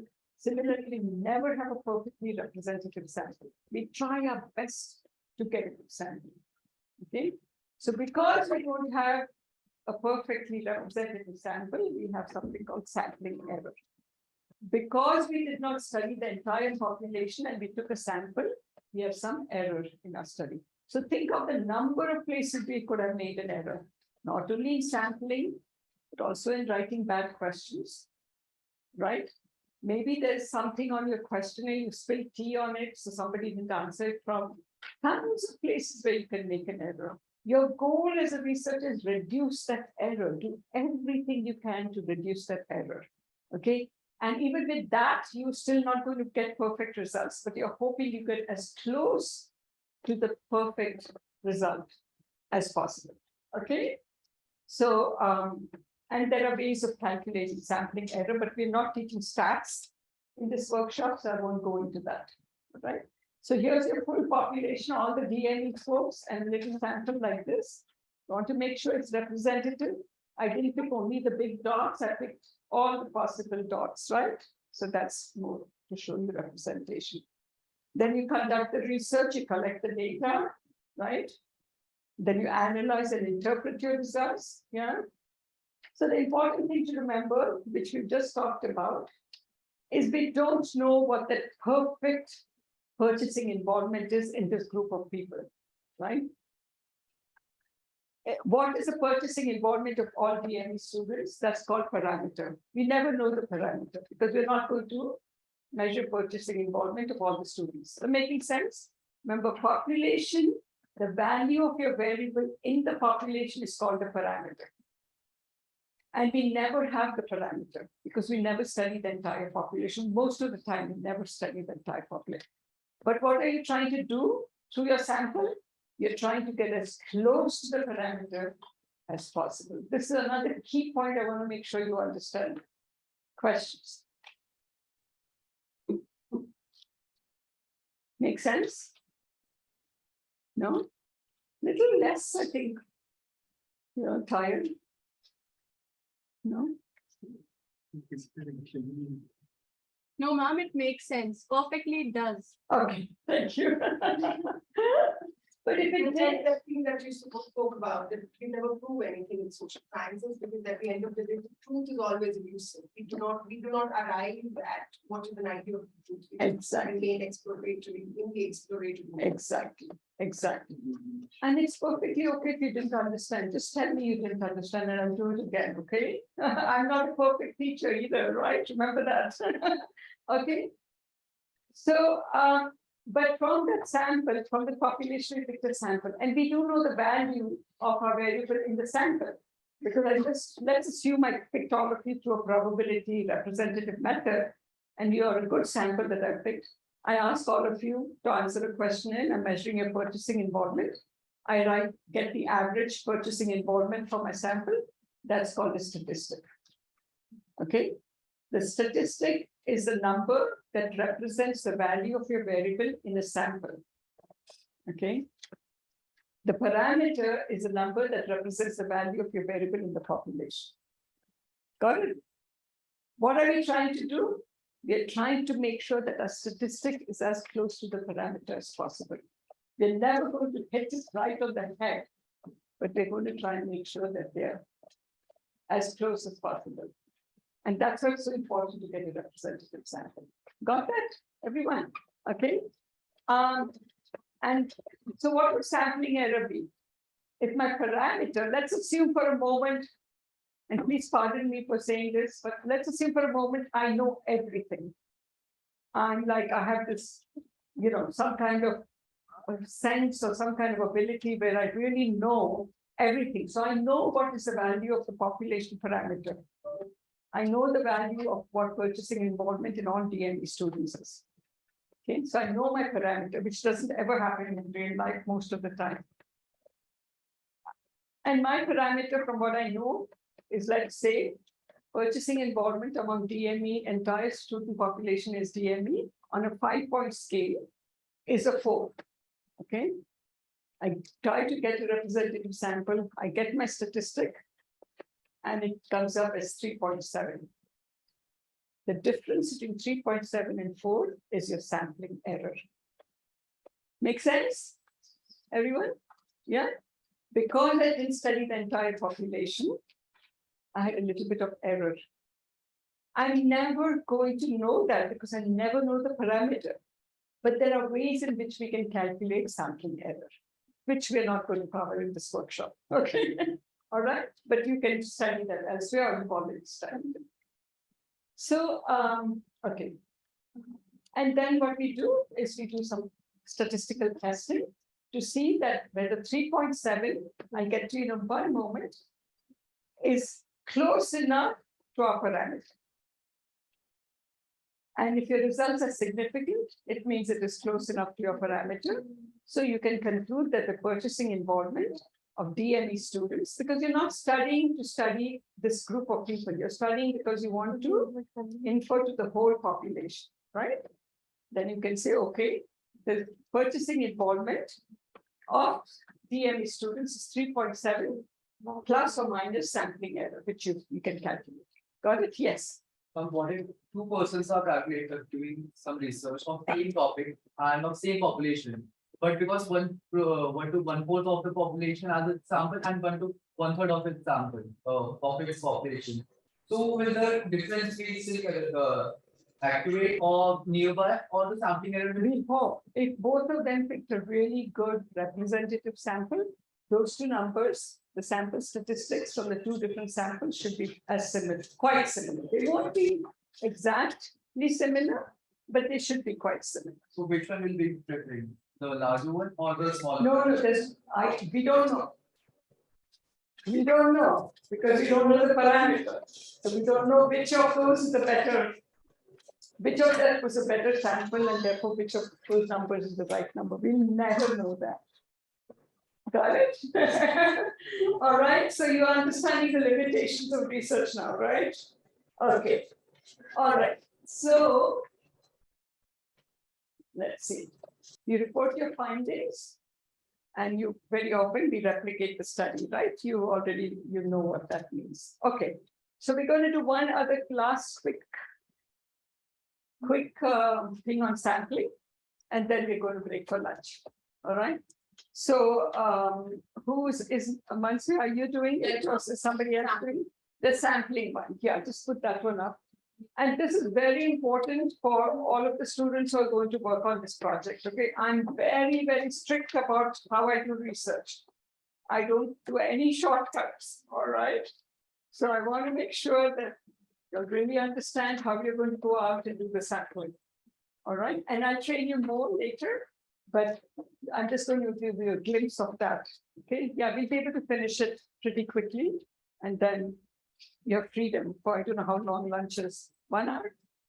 No, half. The freedom for just half an hour. And after that, we only do lecture. What time do we finish? If we start, it break at 1:30, so we have 1.5 hours later, we plan till 4. Okay, well, we should be able to finish, because some things I'm going fast enough. Okay. Some things that I feel that I'm going slow, because I feel like the first part I felt was important for people to understand. So, okay. We've already talked about this. So remember, it's not always people, right? It can also be content, right? So if you want to study newspaper articles, all the stories that were published about, let's say, what's a major event in India that has happened in the recent past, that's been in the news? Anyone? Just give me one. It doesn't matter which one. Major event or issue. Kumbh Mela. Okay, Kumbh Mela. I want to study the coverage of the Kumbh Mela in Indian newspapers. Got it? Which could be online newspapers or whatever, right? So that's my thing. So I would then, what's my population in that case? I remember I said Indian newspapers. Define the population for me real quickly. What's my population? Loudly. Don't be shy. The worst that can happen is you're wrong. Every newspaper, every published newspaper, either online or physical. Every newspaper user that is either online or in paper or whatever. Right. I want you to narrow it down a little bit more. What is it that I want to study? Yeah, okay. English, make sure we could say all, we could limit it to all English language, or we could say every possible language. Good. So this is your decisions. You're going to make these decisions, okay? I need to narrow further. National newspapers. Yeah. But what is it we want to study? What was it? What was the event? Kumbh Mela. Exactly. So you're going to only search for articles. Every article published in Indian newspapers of all languages, online or in paper form, that are about the Kumbh Mela. That's your population. Got it? Okay. So you're going to define this. All right. So that would be if you're doing a content analysis, right? Every person is usually surveys that we do. Everything, if you're in archaeology or in one of those, you collect rocks maybe or something else, right? So that's what I'm referring to there. Okay, now, okay. So most of the time, as you know, it's impossible to study the entire population. So we pick a sample. That's a subset of the population. We already talked that. We talked about this also. Okay, this is like critical. That's why I repeat it. Value of the variable in the population is called a parameter. One quick way to remember is population parameter sample statistic, SSPP, right? Do we know the parameter of any study? No. Yes or no? No. No, we don't, unless we study the entire population, right? Remember that. We're trying to pick a sample that will give us as close a statistic to the parameter as possible. Clear? Yeah? Okay. And one way to do it is to make sure that your sample is representative. Okay. So if our population is all of the students at the University of Miami, and we want to study their height, we find that their mean height is 5 feet 7 inches. This is the parameter. Okay. I'm that person who knows everything. So I know that all the, I don't know how many students, we have 12, 15,000 students. If their mean height, the average height is 5 feet 7 inches. If I pick a sample and I find that the mean height is 5 feet 5 inches, this is a statistic. What's my sampling error here? Say that again.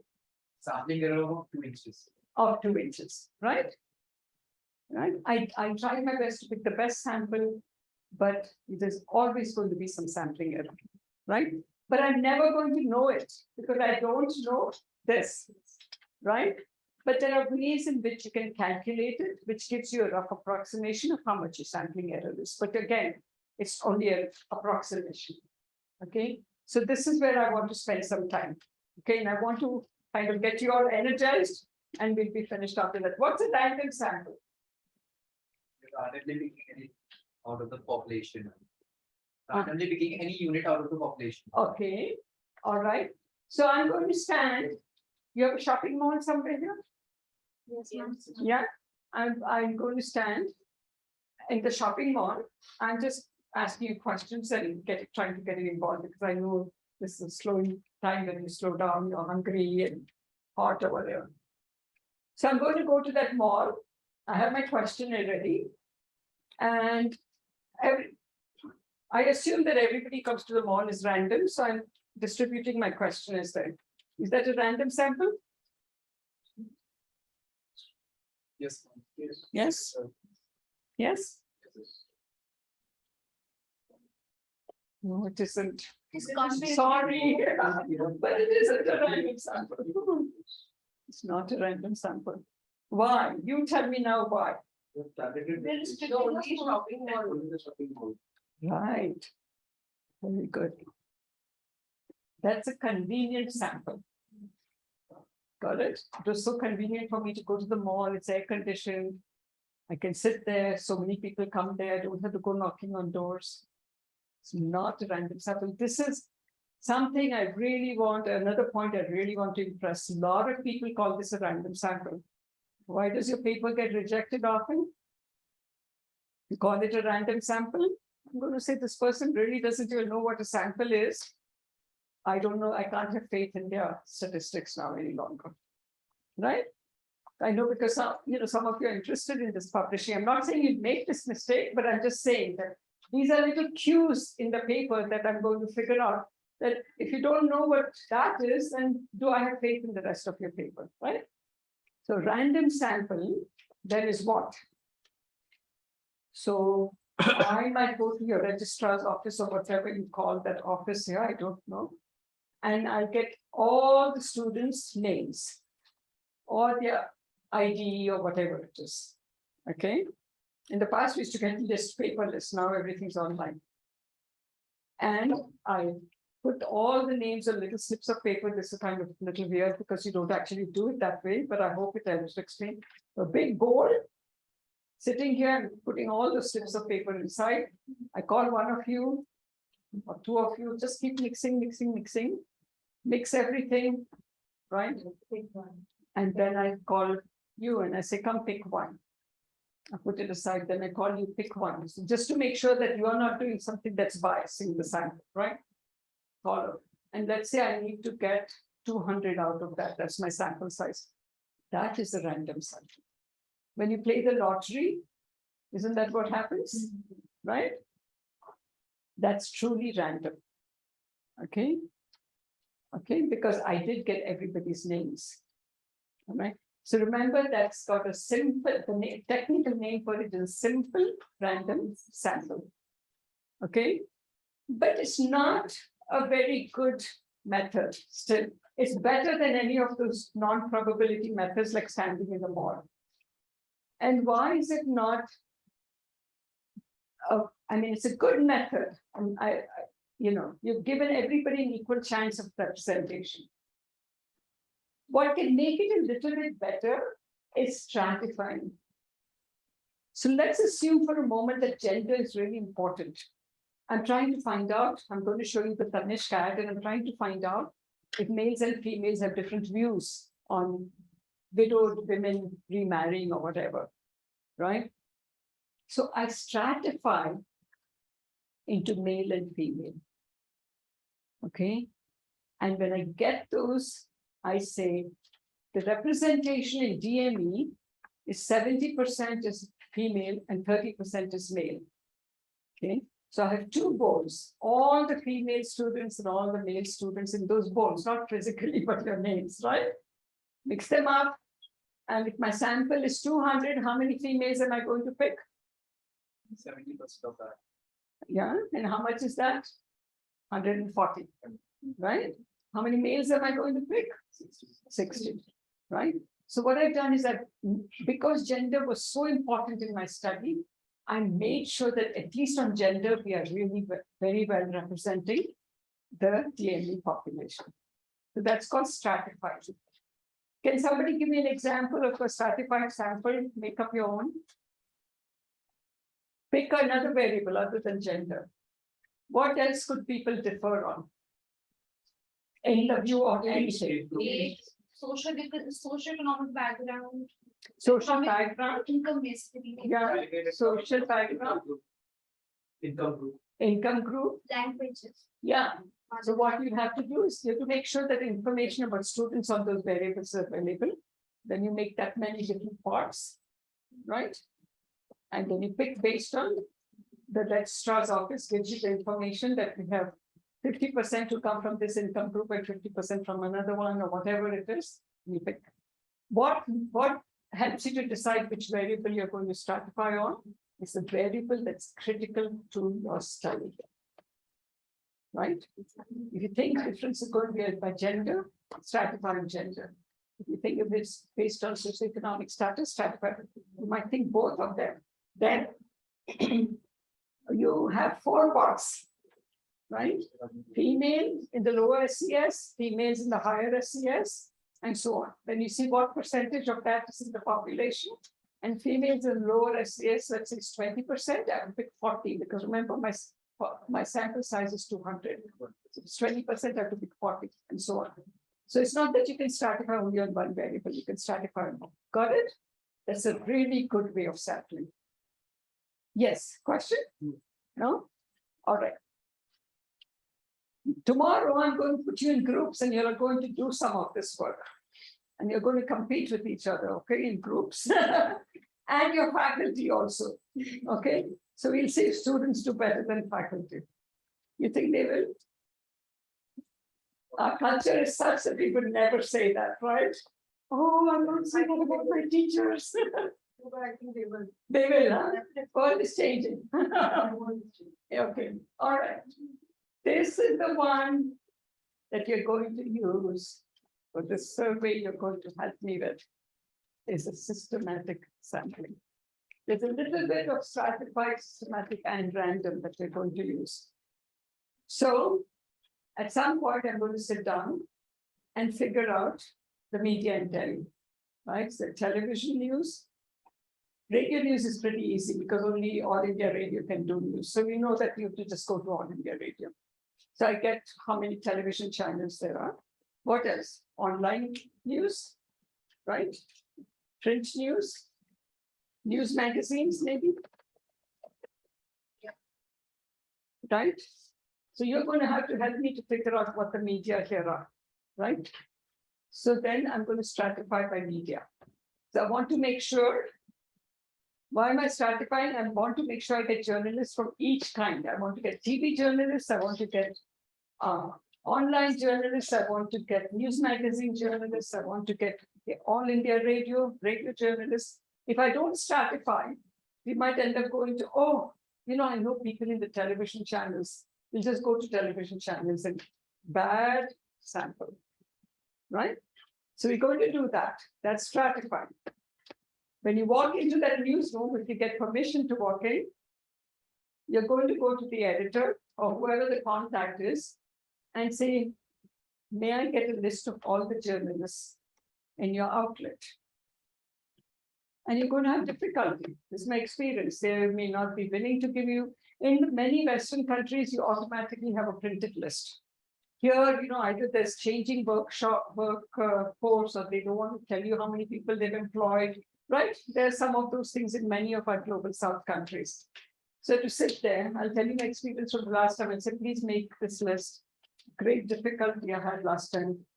I was literally like walking in the heat and came back 5 times from the US to collect the data.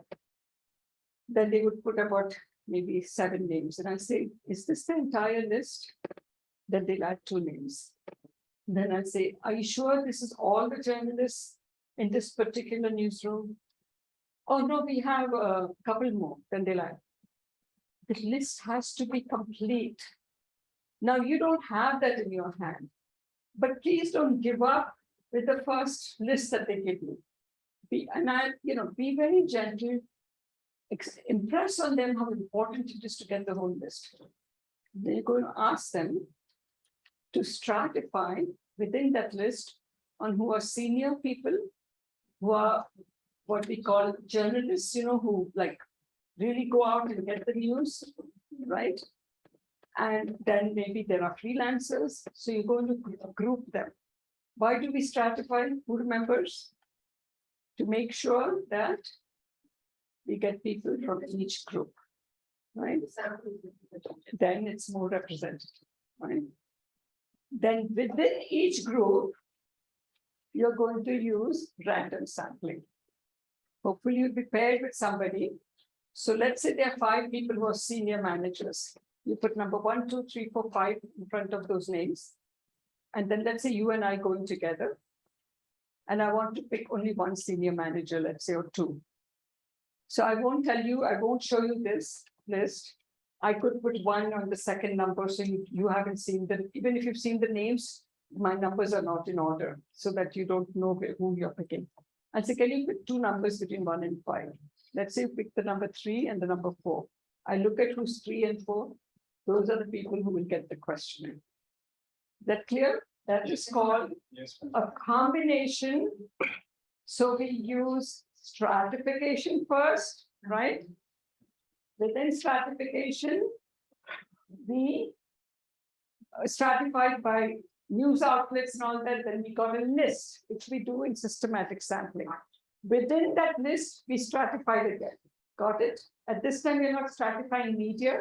We're stratifying people. Are you senior manager? Are you junior manager? Are you rank and file journalist? Are you freelancer?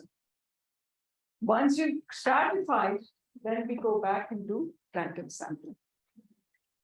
So don't ever feel you can't mix methods of sampling. So I'm going to quiz you now.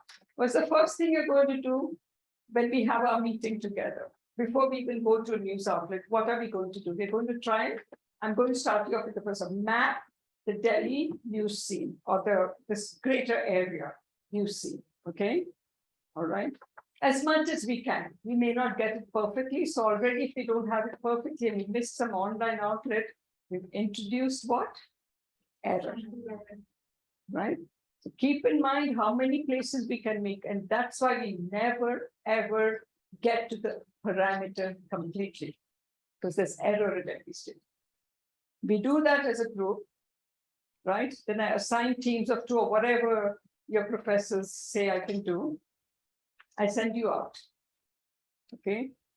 The 2 of you, you and she, are going to go to one news outlet. What are you going to do? I'm asking you. What is the first thing you're going to do when you walk in there? I mean, hopefully we have a contact there who's willing to let us go.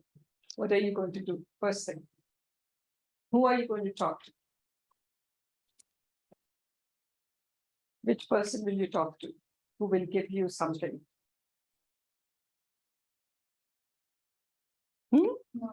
No idea? Okay. Who will you go with her? So we've selected the news outlet to which the 2 of you are going. Who's the first person you're going to talk to? The senior manager, or your contact person will take you to the senior manager. Okay, so you've got some senior manager, senior editor, whoever is the person who's going to cooperate with you. Okay. What's the next thing you're going to do when you go to the senior manager? What are you going to ask this lady or man to do for you? It's okay if you don't know. Don't be upset. Okay. Okay. What are you going to do? You're going to ask for a list of journalists, right? Okay. Now I'm coming back to both of you. What's the next step? What are you going to do with that list? What are you going to ask the manager? What's the next question? First of all, you're going to make sure the list is complete. You're going to keep asking, are you sure this is complete? This is complete. Then group them according to their education. Stratify according to whether they're senior, junior, rankify, whatever. I'll explain all that to you about the categories, right? Then, what are you going to do next? If we are, Yeah. if the 2 people are away, if anyone can randomly select the person from Within that particular each group. And I will tell you specifically, like if you have 5 people in senior management, make sure you pick only 2. If you have 15 journalists, make sure you pick 5. So depending on the size of that group, you're going to pick more, right? You can't just pick 2 because senior managers are going to be few, while journalists are going to be many, right? Makes sense? It's all very logical. Might seem like it's difficult, but it's so logical. And you're all logical people, aren't you? Are you logical? Yes. All right. Then what are you going to do? So what did you do in that list? When you ask your team member to help you pick, you had put numbers 1 to 20 or 1 to 5 or whatever those numbers are, right? You put those numbers there. But you want to make sure you don't put them in line, because if your team member who's going to pick has seen which name is against which number, you don't want that bias. So you kind of put your numbers like that, right? Maybe put 2 as your first number and 1 as your second number. Go to your team member and say, I've got 5 senior managers. Can you please pick 2 numbers? And you'd say, okay, I pick 2 numbers for me, please. Between 1 and 5. 2 and 4. So you're going to put a tick mark next to them. After you finish the whole process, you're going to find the questionnaires or the Qualtrics questionnaire. They've also got an electronic version, and we print questionnaires too, if you feel some people prefer print questionnaires. You're going to, on that list, put a code. So what's your name? Huh? Ayushi. If she is one of the journalists who selected, and her number is 2, and let's say the outlet is NDTV, okay? Next to her name, you put ND or NTV or something that's not very revealing, but or even if you put NDTV, make sure nobody ever sees that piece of paper, okay? And the number 2 is already in front of her name. So go to either the Qualtrics question, the printed question, and put it NDTV2. So we have this little cheat sheet here, which says who that journalist was. Why are we doing that?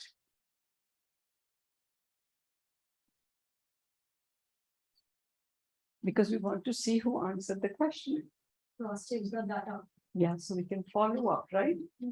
So if she answered the questionnaire, I'm not going to bother her again and send her a reminder, or go back there and say, oh, I need to find Ayushi here. Because you already see that she's completed the question. Yes. So ma'am, it will be more like the questionnaire will be more of an anonymous question for them. We will have, not be sharing the information, but we will be having. yes, but you have to guard it. So let me tell you something else. We have very strict research ethics in the United States, right? I have to go through an entire process and fill out a whole bunch of forms and get what are called consent documents. So those consent documents will be attached either in the physical form, or they'll be a line in the online form. It will say, if you continue with this questionnaire, that means you've given your consent to participate in this study. And I cannot identify anybody. I need that little cheat sheet because I need to follow up. And the other thing I have to report is what was my response rate, right? If I don't have that information of who completed, I will not be able to say whether 20% completed or 50% completed or whatever, right? And I can't follow up because I don't want to bother everybody and say, hey, I got only 2 questionnaires out of this outlet and send an email to everybody. That's spam. I don't want to bother anybody, right? Yes, makes sense. And this is the best way to learn to do research, is to go out in the field and see how difficult it is to actually implement representative sampling.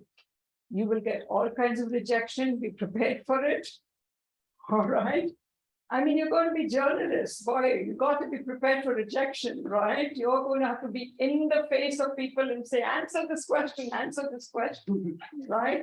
And they're going to say, leave the room, or they're going to say, I have no time for you. Okay, so rejection is part of this research, right? And what are you going to do with that sheet of paper? You're going to give it to me. You're not going to make a copy. You're not going to tell anyone who answered the questionnaire, otherwise I'll get thrown in jail in the United States. You don't want me to be in jail because then I won't be able to come back and do another workshop, right? So for no other reason but for the selfish reason, if you learn something from me and you want to come back, make sure I don't go to jail. Okay. All right. Okay, I think that might be it. Let me see. Yeah, non-probability sampling is just like convenience sampling, haphazard sampling. That is all non-probability. What I explained to you is how you do probability sampling. So our way of picking sample is going to mix all methods. And boy, when you write that paper the next time for any of your and do a study, you are going to be spot on as far as sampling is concerned. You're never going to make a mistake because you actually implemented all 3 forms of sampling in this project. The best way to learn research methods is to do it, okay, in the field. I'm done and I'm hot. Any questions, anything that you want to ask right now? Yes, questions. Anything related to this? Uh-huh. We have only the limit means single position of that. Then we have to pick the that one. Say again, please. Ask that again. I didn't get the question. In the newsroom, I have only one position of that, like the chief editor. Then you have to pick that one person. Yeah. Yeah. What if the name which we've been given, but not every journalist is present over there? Will still be from the missing one if the person is still not there? So hopefully the editor will be willing to give you an email address or a telephone number or something. So you'll have to do something like that. If I select from out of 5, I have selected, and he is not sharing the details, then we have to pick another one. No, because then we can keep going and then it becomes a convenient sample, right? Yeah. Oh, he didn't say, so let me go to the next person. After those 5 people, that one said no, so then it's a convenient sample. It's no longer a probability representative sample. We have to continue follow up that person. For that person, you have to use all your charm, all your, the most important thing is to say how important research is.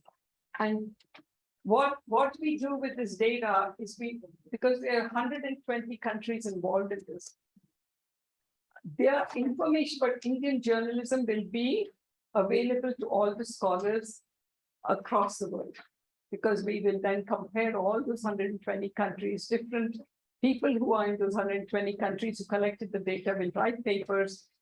So do we want India to be left out of that? You know, no, I mean, so that's some of the arguments you have to prepare yourself with, that we need. And then our editors will argue with a lot. I mean, one person said, why are you picking it like this? So I said, this is what probability sampling is. How different is this from if I just go randomly and give it to people? I had to spend half an hour convincing him or explaining to him the difference between probability sample and just distributing it to few people. That's not a probability sample, right? He argued and argued and argued with me for so long. So be prepared for all kinds of things. And sometimes you just come away and say, well, I couldn't do it, but you still learned something, right? Yes, you have a question? So I want to ask that how much we can explain to them like what research, what this research is like, what we are going to do with it, because this is the major question they ask. Like, why are you doing this? So when we do the training on the 5th, which I'm just going to meet all of you who want to still do the research, I mean, some of you might say, oh, this is too tough, I don't want to do it. But if you want to be a journalist and you can't be tough, then go find another school. And I'm not trying to be mean. I'm just telling you the reality, right? That this is the reality of the world. So I will explain all that at that time because it's kind of not relevant, but I'll explain what the consent form is and what the purpose of the research is. And the consent form actually has all that language, the purpose of this research. It gives my email address. It tells everything about the research. And some people don't bother to read it, but we have to give it to them, okay? Because we have to do our part, that we gave them the consent form. If they don't want to read it, and they just want to complete the survey, that's fine. But my university requires that they see the consent form, because I'm giving you consent to collect this data from you. It's much more serious in medical research, right? I mean, there you really have to do very serious consenting, right? When COVID studies were being done, right? People, you have to go in and get very serious consent from them that we are doing long-term studies about COVID patients. Will you please, my older daughter is a doctor. She actually picked up COVID because she was consenting a patient, and she's an infectious disease doctor. We were terrified for 6 months. She was so busy for 3 months, she couldn't contact us. We didn't hear from her. Because when COVID first happened, nobody knew how to treat it. So they took a patient from one room to the other. The next thing they would do is clean all the hallways, everything, because the next time somebody went that hallway, what if they picked up COVID? Because we didn't know how COVID was transmitted, right? So, and then they were doing research studies along with it. So she was in a patient's room for a long time. And even though they wear the whole guard, right, from top to bottom, they're covered. The consenting takes a long time because if it's medical research, the ethics are extremely strict. And so as she was consenting, this woman had COVID and she was coughing and sneezing. And as soon as my daughter came out, she said, I knew I was going to get COVID. Luckily, doctors were given the first shots very early. She had just taken her first shot. And this happened like 5 days later. So she had to isolate for 10 days and she was quite sick. But she was lucky enough that she had just had that first shot. You know, so we started getting shots, doctors started getting shots in December of 2020 in the United States. And she got COVID in January, you know. So it was a very scary time for us. Do you need any help from me, baby? And why are there research ethics? Why? Because we have a history in the United States of research practices that took advantage of people. So remember the Milgram study I just mentioned to you, and I said I'll talk about it now that we have this question has come up. I should explain it to you. This was an experiment. You should read it, and there are video clips on YouTube about it. That he wanted to do how much, and it was influenced by the Nazi. You know how people under Hitler's rule were willing to do horrible things to the Jewish people, right? Put them in these gas chambers and put gas in the chamber and kill them. Then pull the hair out. Yeah. Room full of hair, room full of skin. It's horrible. Yeah, read about the Holocaust. That's what Nazi Germany under Hitler did to the Jewish people. They wanted to completely exterminate the Jews. It was horrible what they did. You think are we human beings if we treat people like this, right? But what Milgram wanted to study is, if I'm your authority and I tell you to do something bad, how far are you willing to go because I'm your authority? Why were these people willing to do what Hitler asked them to do?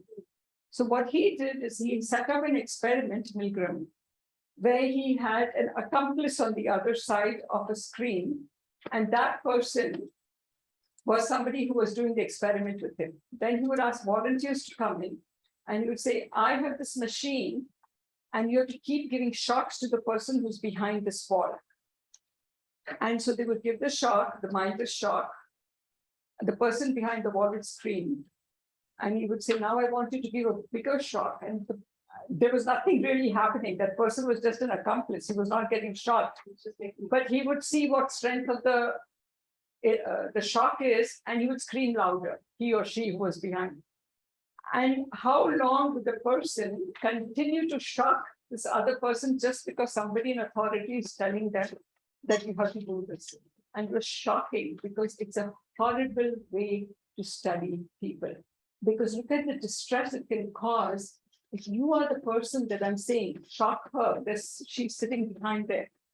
She's not actually getting shocked, but you think she's getting shocked. And I'm forcing you to give more shocks. And you're really getting uncomfortable. And you're still listening to me. And so the study was about how come people become so obedient, right? But that's an unethical study because it put you into a very, very difficult, traumatic experience that you couldn't get over. Someone sitting right next to me is now willing to give me a shock. It's a mock shock. Yes, and willing to continue to give me a shock. And you are the one giving the shock. So some people would just go on merrily doing it, but other people were traumatized. They said, no, we can't shock this other person. This person is screaming, right? And then there are many such studies. The other study was a study that was terrible, the racism. We just talked about racism during the little break we had. Was doctors knew that a group of African Americans had syphilis, which is a sexually transmitted disease. And they wanted to see how this disease progressed. So even though they had medicines for it, they did not give these men the medicine because they wanted to see. That's totally unethical, right? It's like we want to see how COVID progresses. Your mother is in the hospital and the doctors are not giving medicine, even though there's medicine available, right? Because we want to see how many people will die if there's no treatment, how many people will get sick for 6 months. Totally unethical. So when all these things came to light, the United States federal government came up with these ethics boards. Every university, we have an ethics board. You cannot do research with people or with animals unless you go through the ethics board. And they make sure that all the precautions are there, that the research is supposed to benefit people, not to harm them, right? Those are the main principles, so they make sure of that. So that's kind of the reason we have to be so careful with what we do. And I hope you will. This is not something that I want you to know and learn about only because of my study. I want you to be ethical researchers. I want you to be researchers who do it accurately and correctly and don't take shortcuts, right? Because you are responsible for increasing knowledge. And if you take a shortcut, you're spreading, it's as bad as spreading lies, right? Okay, all right. All right. We talk about reliability and validity without talking about levels of measurement. So I have a separate whole lecture on levels of measurement, but we don't need to do that. I just brought it in case we need it. But we have to talk about this before we can talk about reliability and validity, right? So we talk about 4 levels of measurement, okay? And I'm going to let you define what they are, what its characteristics is, but I've just given you an example. So from that, you're going to tell me what we are measuring. And so what we're talking about here, for example, is every variable can be measured differently, right? Age, gender, how shy you are, how sociable you are, what your purchasing involvement is, your fear of public speaking, all can be measured at many different levels. Some variables can only be measured at a certain level. Some variables can be measured at all levels. So what is the level you're going to pick? So the first and the lowest level of measurement is nominal. Based on the example I've given you and the word nominal, what do you think the characteristics of nominal level measurement are? They are given some specific amount or specific numbers of units available for research. A label for? Or a specific amount or units are we given already. Okay, Like in gender, we already know how many genders are there, so we only have those. right. So that's what this is called. It's like the last part you said is a perfectly great example. You already know how many genders there are, right? There's the name, nominal, name, female, male, right? And so those are called categories within the variable gender, right? So your variable is gender. Categories are male and female. As I said, in the US now we include a lot of other categories too. So it is the lowest form of measurement, right? It's just a label. Yeah, so they're called male and female, but whoever came up with the English language could have called them X and Y or, you know, B and Z or whatever, right? So it's just a label, right?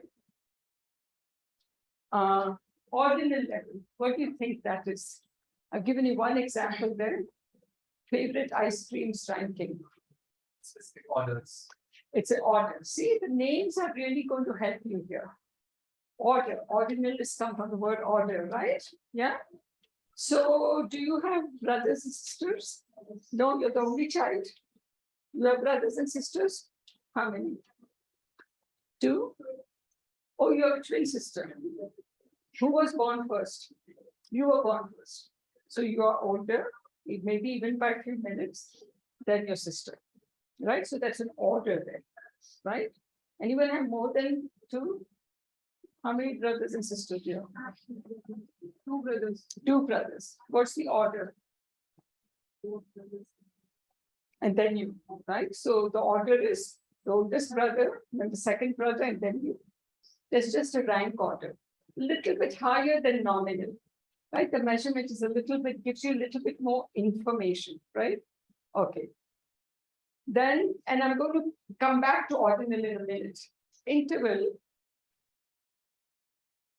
I might say, I might just like you're measuring purchasing involvement and all that. I might put a statement in my question and I want to find out how much people like ice cream. And I say, I really like ice cream. And I ask people to strongly agree, neither agree, no, disagree, strongly disagree, right? What does the word interval mean there?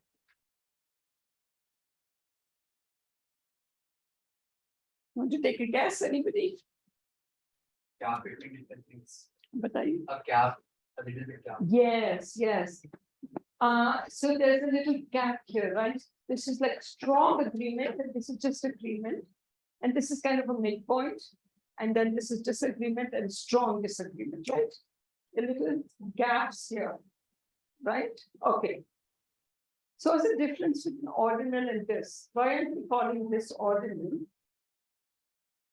Why are we calling this interval? Because you said you have 2 older brothers, right? Is it okay if I ask you what their age is? What is your oldest brother's age? 25. Your second brother? 20. What's 23? 23. What's the difference between the 2 brothers' age? How many years? 2 years, right? 2 years. Can I ask you how old you are? In the US, we hesitate a lot to ask. They consider private questions and I can't usually ask. I just tell students make up something. I never ask them for their real age. 19. You're 19. What's the difference between your oldest brother and you in number of years? 25 minus 19? Or 23 minus 19? 4 years difference. And then between your second brother and you? You speak too softly for me. You can be loud. It's okay. The oldest and me is 6. 6. And then the second and you? 4.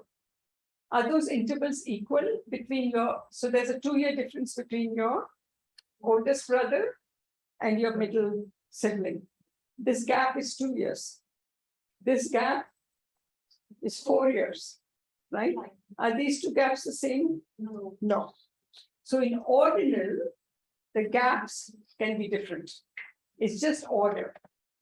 In interval, the gaps are equal. Or at least we assume they are equal. We are hoping that the labels we use here are helping people to think, oh, this is a midpoint, and this is equal distance, equal distance, equal distance, equal distance. So they are what we call equal appearing scales.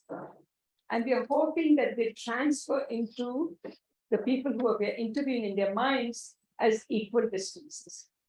So you see the difference between ordinal and, so there's more information now. Do you see how with each level we're getting more and more information? And the ratio is the highest level of measurement. It's the best level of measurement. But you can't measure all variables at that. So what is ratio? You can do math with it. It has what's called a true 0 point, right? So if I say that I have 0 children, it means I have no children, right? There's no true 0 point here, right? There's no true 0 point here, right? So in this particular case, in interval, there are only actually 2 scales that I know of that are truly interval. These are things that we as researchers have made up. The only 2 really interval level scales are temperature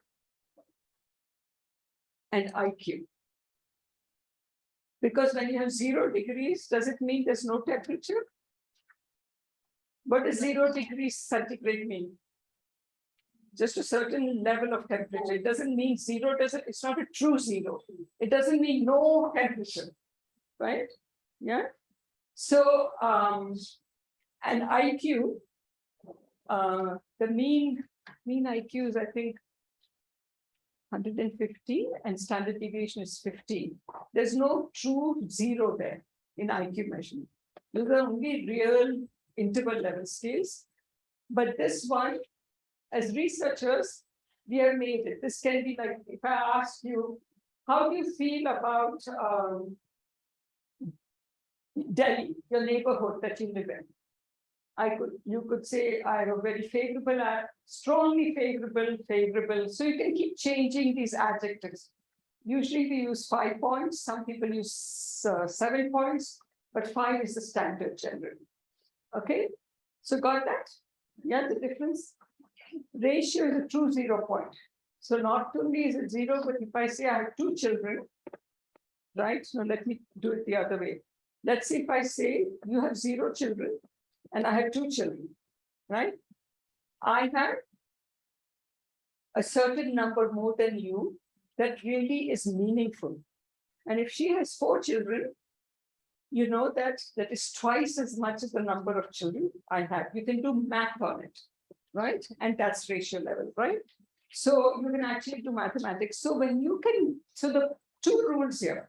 The first rule is measure at the highest level possible. I cannot tell you how many people make this mistake in their questionnaire. They measure at whatever level they think is okay.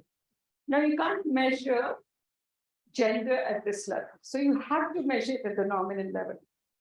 But a really great example of the mistake we make here is almost every survey I see, they will measure age as almost at the nominal level. Are you 18 to 22? Are you 22 to 26? Are you 26 to 28? What are you doing when I measure that way as compared to what is your age? Where am I getting more precise information? By the question, what is your age? Or by asking you, are you between 22 and 26? Which one is better? Exactly, thank you. So I know you will not make this mistake, thank you. Yeah, and the only exception to that is income. We usually don't ask people for income because it's a sensitive question. So we say, do you make between, and we hardly ever say, do you make between 0 and 10,000 rupees? Because that's kind of, so we might say less than 10,000 or something like that. 10,000 to 20,000, because people don't want to tell you their income. And people who don't make a lot of money might be embarrassed by that question and all that. So that's the only time when I would recommend that it's okay for you to take a ratio level variable and categorize it into a nominal level categories. Okay, but otherwise don't take a ratio level variable and reduce it to any of these, because you can use much higher statistics, much more powerful statistics, which will help you to reject the null hypotheses and support your research hypotheses if you measure at the ratio level. Got it? And as I said, some things you cannot measure at the ratio level. We cannot measure liking for ice cream at the ratio level, because we have to go from 0 to infinity, right? So we have to measure that at the interval level. Got it? So are we clear on these levels? This is really important. The rule is measure at the highest level that variable allows you to measure. It's very important. For the age, like you said, that it's not correct to use that, that bracket. Category. Most of the people do that. And the idea behind it is to group a certain age group together in their results. So like if they want to talk about teenagers, so they'll put them in 3 ages, saying 12 to teen and then 16, 18, something like that.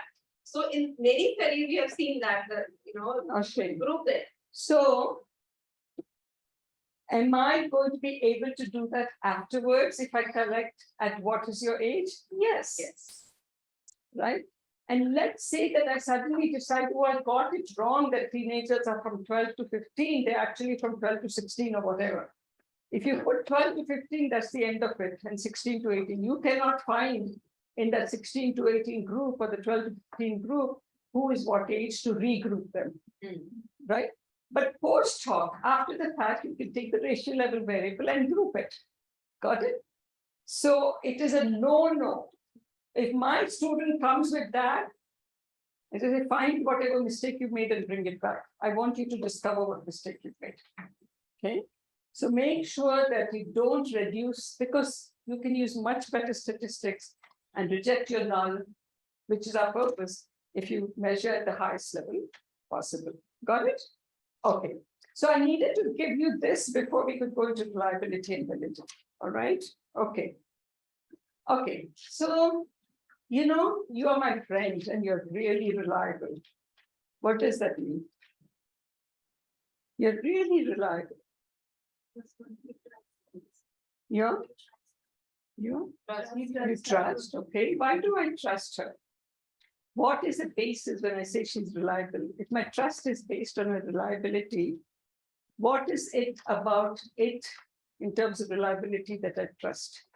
In terms of her behavior, let's say, when I ask her for help.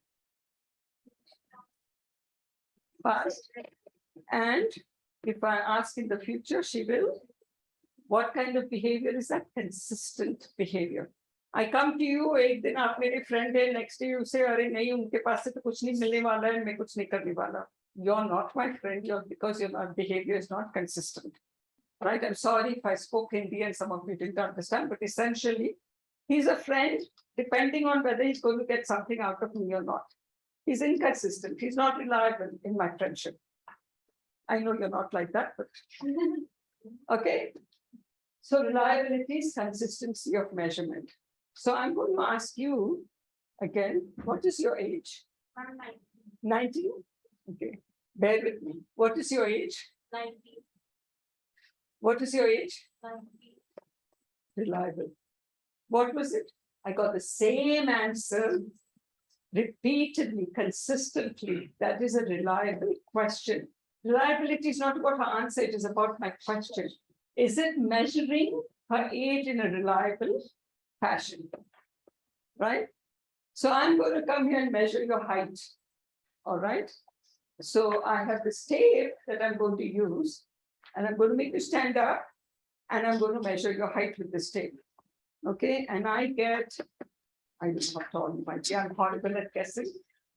5 feet, 5 inches. Okay. 5'9". 5'9". Okay. All right. So I got 5'9". But then I'm measuring you again, and my tape actually I just discovered is on a piece of elastic. So now I'm measuring you again, and I got 5, 6. Okay. What are you going to tell me? That is, I'm stretching this elastic back and forth, and I'm getting a different measure each time. So my measuring instrument, which in this case is a ruler, mark, or whatever, tape, that's on elastic rather than, on something that's not elastic, is an unreliable instrument, because each time I try to measure your height, I'm getting a different answer. Got it? Is that clear? That is reliability. Now you might say, "Arey, that's so simple. I know how to ask what is your age or what is your date of birth." Okay. But I want to measure your anxiety. All right. So it's a construct, right? Because I'm looking at him, I can see his male, right? Much younger than me, I can see. He's got black hair, right? All of those things I can identify. Yeah. If I'm trying to measure whether people have beards or not, I don't have to ask him, I can see he has it. But I'm looking at him intently and trying to figure out how anxious he is. You think I can? Just by looking at him? No, I cannot. So to ask him some questions, and usually we go to interval level questions. Okay? Because it's a construct, because it's difficult to measure, I'm going to ask him a bunch of questions. So I might come up with statements like, I bite my nails. Or before I go on the stage, I get butterflies in my stomach. Or most of the time before my test, I start walking up and down and pacing. All right. These, in my mind, are manifestations or signs of anxiety. I could be wrong, but from some literature I've read, these seem to be the way, like, people say they bite their nails when they're nervous, or you just keep pacing, "Arey wo aaya nahi abhi, wo accident hua hoga, kya hua hoga, mera beta abhi 10 baj gaye, 11 baj gaye." Anxiety, right? That is the best I can do, is try to come up with the best statements to measure anxiety. Okay? I then ask you to rate it. I feel anxious before an exam, 1 to 5. A lot to not at all. And you might say let's say you're a highly anxious person, and 5 indicates high anxiety. You'll probably circle 4 or 5. Got it? In that interval level scale, towards a lot, right? So, but it's also possible that my statements are not very good, right? So in which case, if I give you those statements today, anxiety is a trait, it's not a state. Most of the time, you're an anxious person, you're going to always be anxious, right? Maybe anxiety increases before an exam or something like that, but basically you're an anxious person. It's not something that comes today and goes away tomorrow. If I give you the same questions tomorrow, if my questions have a typo or they're not clear, I'll get a different number for your anxiety. That's unreliable. So those questions are your measuring instrument. And when you come up with interval level questions, it's very hard. You have to really think. Remember, I said, don't ever think you can make a questionnaire overnight. Yeah? All right. So that's really, really kind of critical. So I want to, let's say I want to measure how much you like music. All right. Give me some statements. How will I measure? Let me pick something a little bit more abstract than that. That's more like an attitude. Let's see, I want to measure your, let's see, I want to measure how image conscious you are. Okay, we're in the age where everything matters, right? You put a picture of you on Facebook, you're going to put the prettiest picture of you on Facebook, right? Yeah. Okay, so I want to measure how image conscious you are. Can you write some statements for me?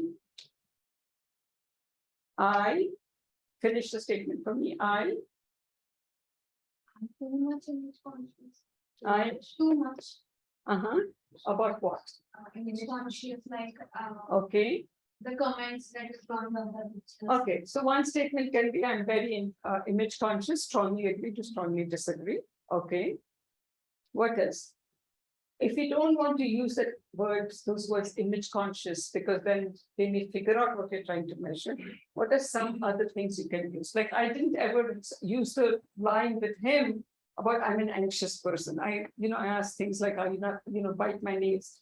So if you're image conscious, what are some things that you would do? Or I frequently edit my pictures. I frequently edit my pictures, right? Okay, that means you're very conscious, or okay, what else? I take time to decide which picture to put up. Yes, I take time to decide which picture to put up. When I'm on Zoom, I use a filter to make me look good. Because this has happened to me. People during COVID that I've never met who used filters. When I met them, I couldn't recognize them. I never use a filter. I'm not at all image conscious. I have to tell you that. I'm who I am. You're going to like me, dislike me, whatever, based on this person you see here. And I'm not saying that I don't get dressed up and all that. I do. There are times when I want to, project a certain image, but I don't believe that I judge people only by image. So I'm not very image conscious at all. Yeah. I frequently revisit my pictures after uploading them online. Okay, I frequently revisit my pictures. Okay, let's analyze that statement. You've given me a really nice opening. I want you to evaluate that statement. I frequently revisit my pictures after posting them. What does it measure?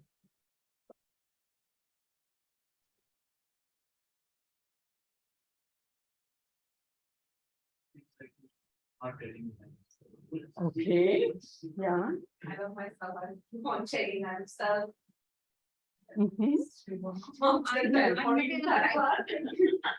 Right. So it's a slightly different variable that you were measuring, but that is such a great opening you've given me. It's more about narcissism, maybe self-interest, right? If you had changed the sentence to, I frequently will revisit the pictures I've posted to make sure that they are the best picture or that really show me off well, image consciousness. If I frequently visit the picture, I'm narcissistic. I want to just keep looking at myself. Yeah, I'm finishing it to see my progress as well. Yes. Another aspect to seeing. Yes, yes. No, it's perfectly good. And you could put that statement in, and then we do a test to see which statements are giving consistent answers. Okay. Is it okay if somebody can pull this up for me? Because I need to elaborate on this point. Thank you. I am going to, I don't think I have that as a slide here. So I want to show you something and I want you to answer that question and turn off that. Thank you so much. Oh, yeah. So just bear with me for a minute because this is a point that is important to make.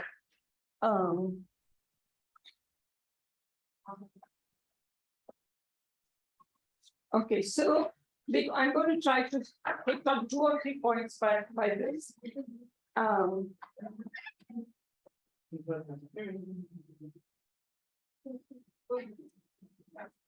Okay, so we're going to talk about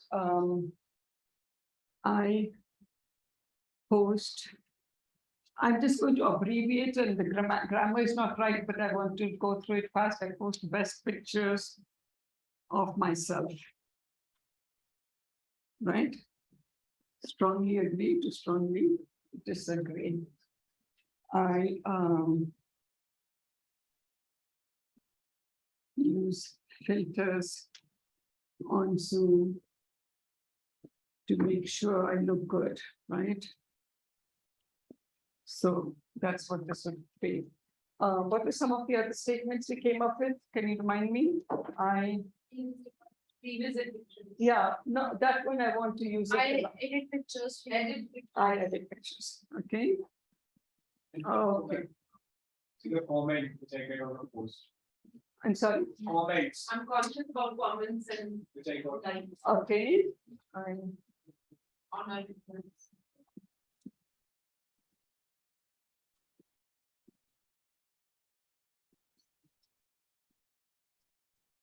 for my pictures, right?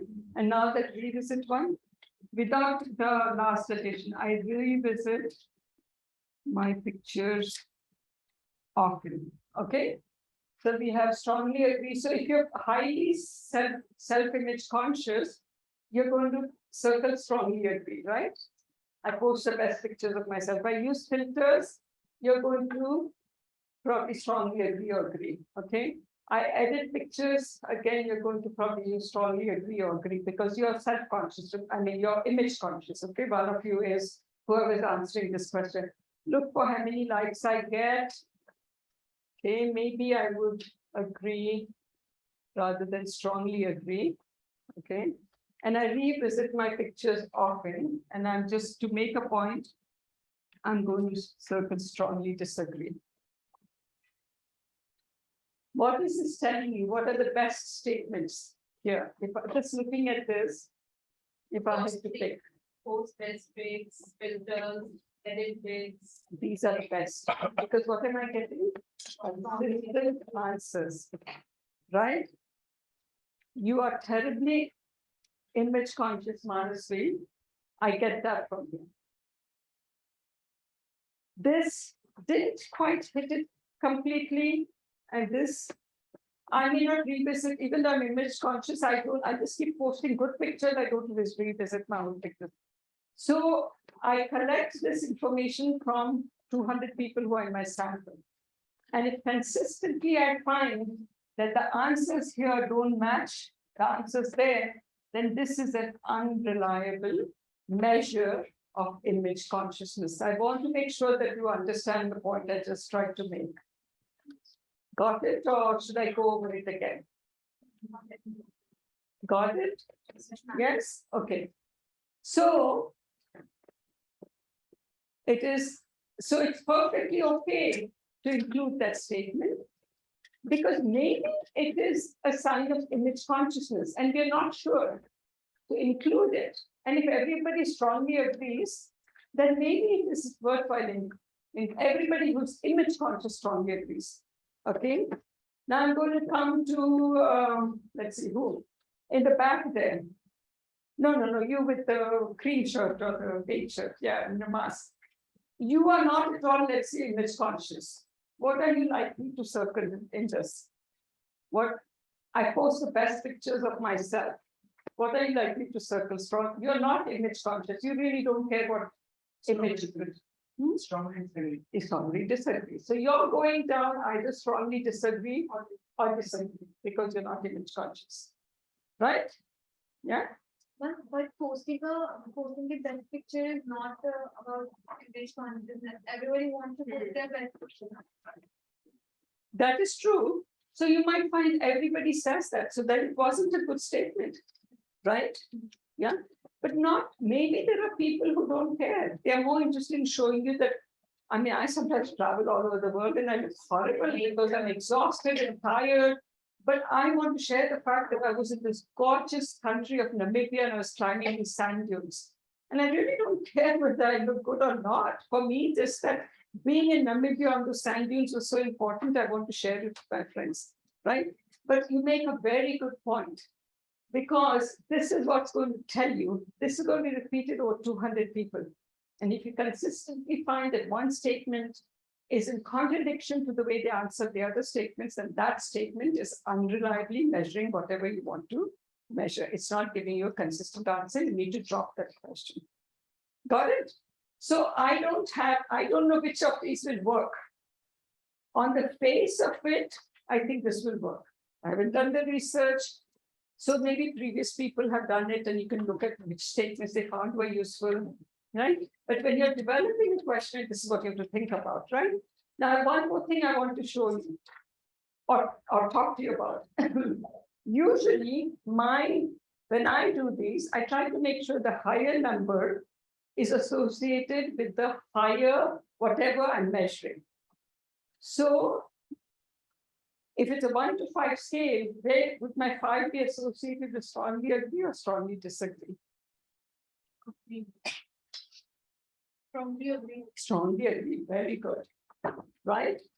So people who are highly image conscious are going to strongly agree to my statements. So I'm going to put my 5 here and my 1 here. Got it. I'm going to change one of these statements because it's not good to use all positively worded statements. It creates bias. So I'm going to make this, I do not use filters. Where did my five go? One. Loudly. Let's pick one. Strongly disagree. Very good. My goodness, you people are really good. Right? Another very common mistake is this, which I just showed you. Yes. I have a question. Sure.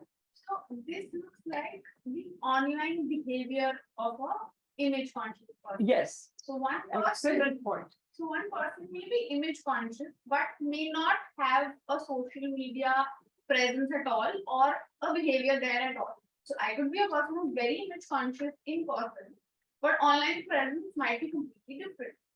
So what is the name of this variable? Go ahead. What are we measuring?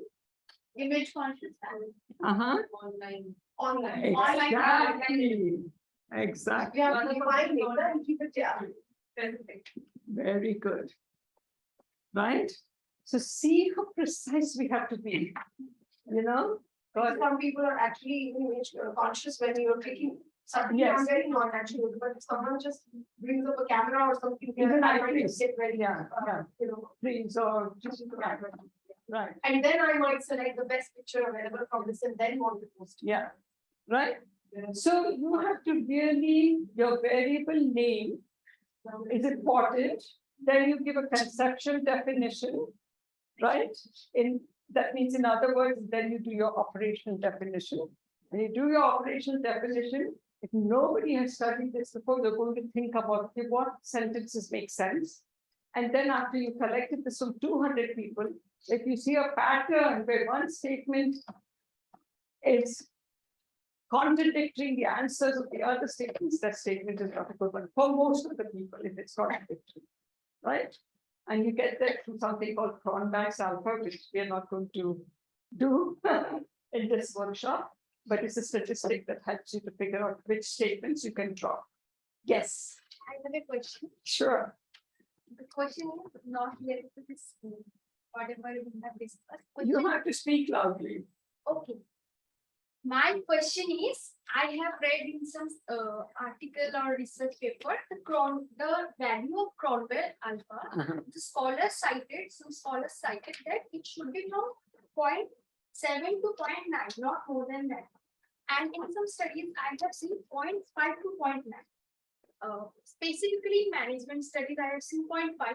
And in economics, 0.7. So what should we follow? 0.7 is, in social sciences, we use 0.7. 0.5 is not very reliable. And if it is 0.6? You know, so it's like again that question of where do I draw the line? Because I had got for one of my studies 0.6. Then I was thinking what to do. Then I have tried to find out whether there is any article where they have cited 0.6 is a valid point. So I have got the reference there and I have put it there. Okay. So is it valid right now? Okay. Another really great question. You're all so good. I'm so enjoying this being with all of you. Because 0.7, remember all of these things that some people have decided who were statisticians that these are the cutoff points, right? Somebody has made an arbitrary decision, right? So when we do statistical testing, we put alpha of 0.05 mostly, right? Which is an arbitrary thing. Somebody decided we are willing to take 5% chance of making an error, so let's make it 0.05. The question you're asking is ideally we want 0.7. That somebody has decided that. Now, when you get a 0.6, you have to make an argument That's like you did, fine. that there are people who've said 0.5 to 0.7, so you support it. But somebody might still be skeptical. I mean, how have you not only support that somebody else says this is legitimate, but then you give me other reasons for why you think it is still legitimate. You need to make a strong argument. Because if that paper comes to me, I will definitely say this is not a very high reliability. And so what are the implications of the fact, has she addressed that, of the fact that this particular variable, other variables might have good.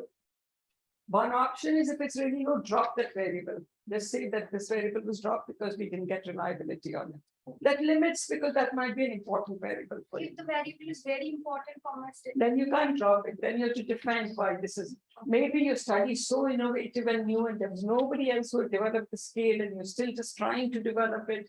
Then maybe it's going to add to the literature. Somebody will improve the scale. So you see, it's all a matter of context, and always in that publication, just defend all your decisions. And limitations. Yeah, and your limitations. Yeah. Now don't. But at the same time, don't think that just because you defend it, it's going to be accepted, right? I might like write that because no, reliability is low, and there are these 2 or 3 other problems. I could have overlooked the low reliability if these other problems weren't there, but you see, so, and you will get reviews from reviewers which are totally opposite. You'll get 2 reviews sometimes. One is like just gaga over your paper, and the other person says it's junk. Depends on the point of view. Yes.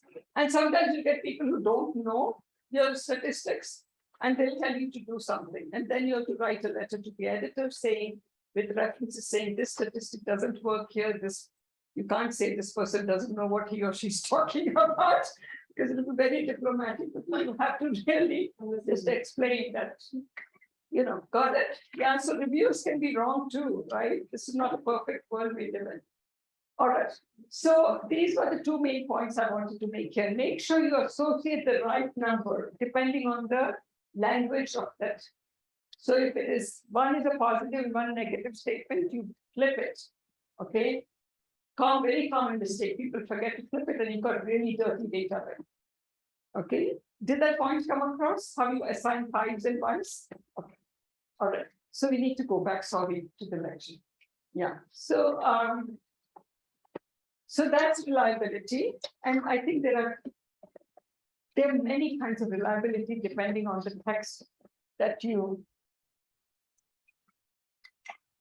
Doesn't that mean that the working definition or the operational definition could be tweaked looking at what are the questions one is asking, and then probably you have to go back to it sometimes. You may have a working definition, but you may want to go back to it, just as you may want to go back to a question and change it or tweak it or iterate it. Right, exactly. As I said, when I develop a question, it takes me weeks sometimes to develop it. I read so much, I keep changing my mind, I keep asking people for their opinion, especially if it's not something that's been done before. And don't think that everything that's been published is perfect, right? You have every right to find flaws with what's been published. Okay, so I think we can get past this. I think this is pretty clear. So there are many ways in which you can test reliability. I haven't given all of them here, but we know that it means stability of a test score over time, right? Ask you your age, you're 19, 19, 19.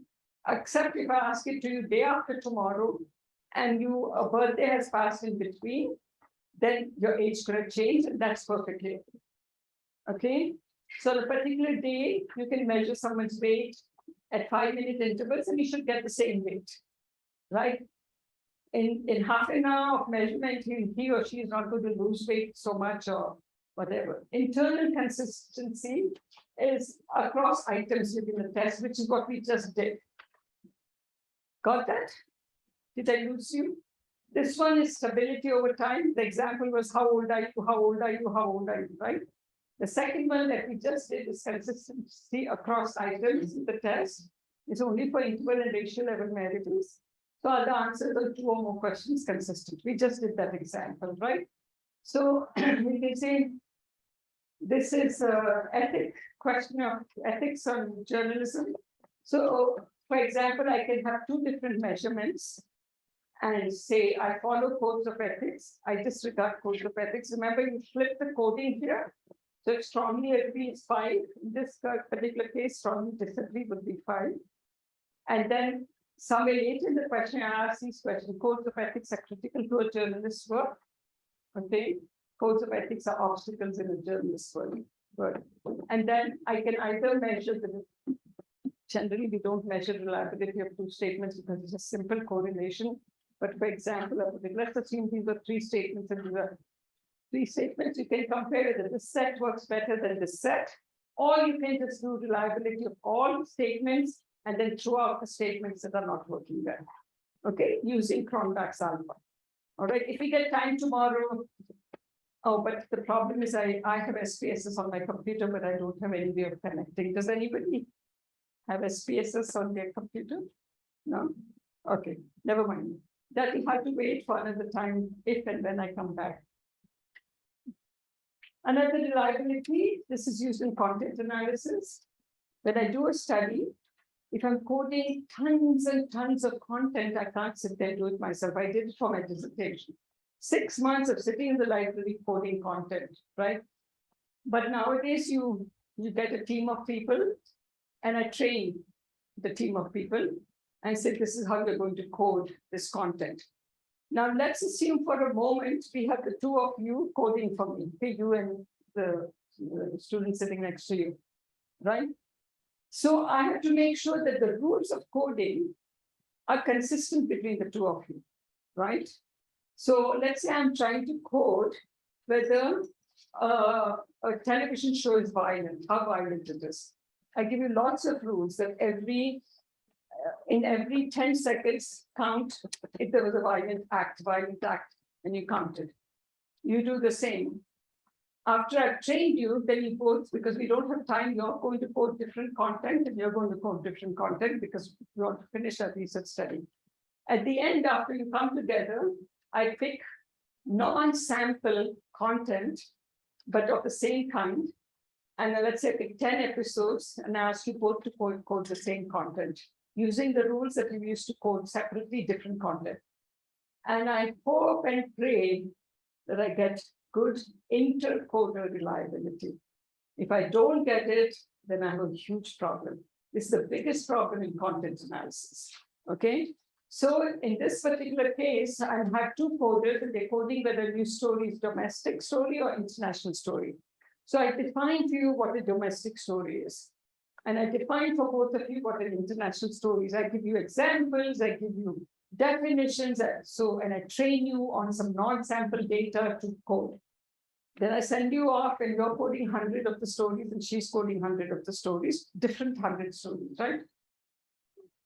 And then at the end of it, I do intercoder reliability. This is the simplest method of intercoder reliability. It's not a great method.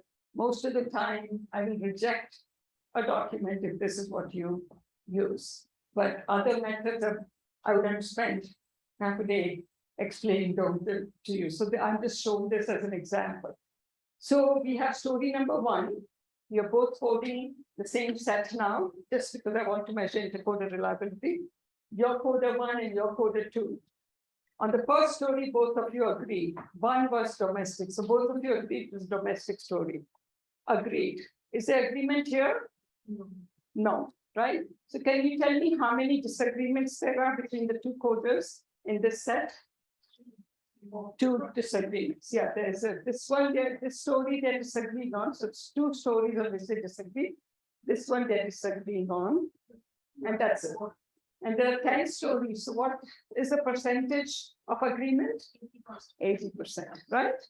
So you have to just, 8 out of 10 is 80%, right? You agreed on 8 stories out of 10 stories.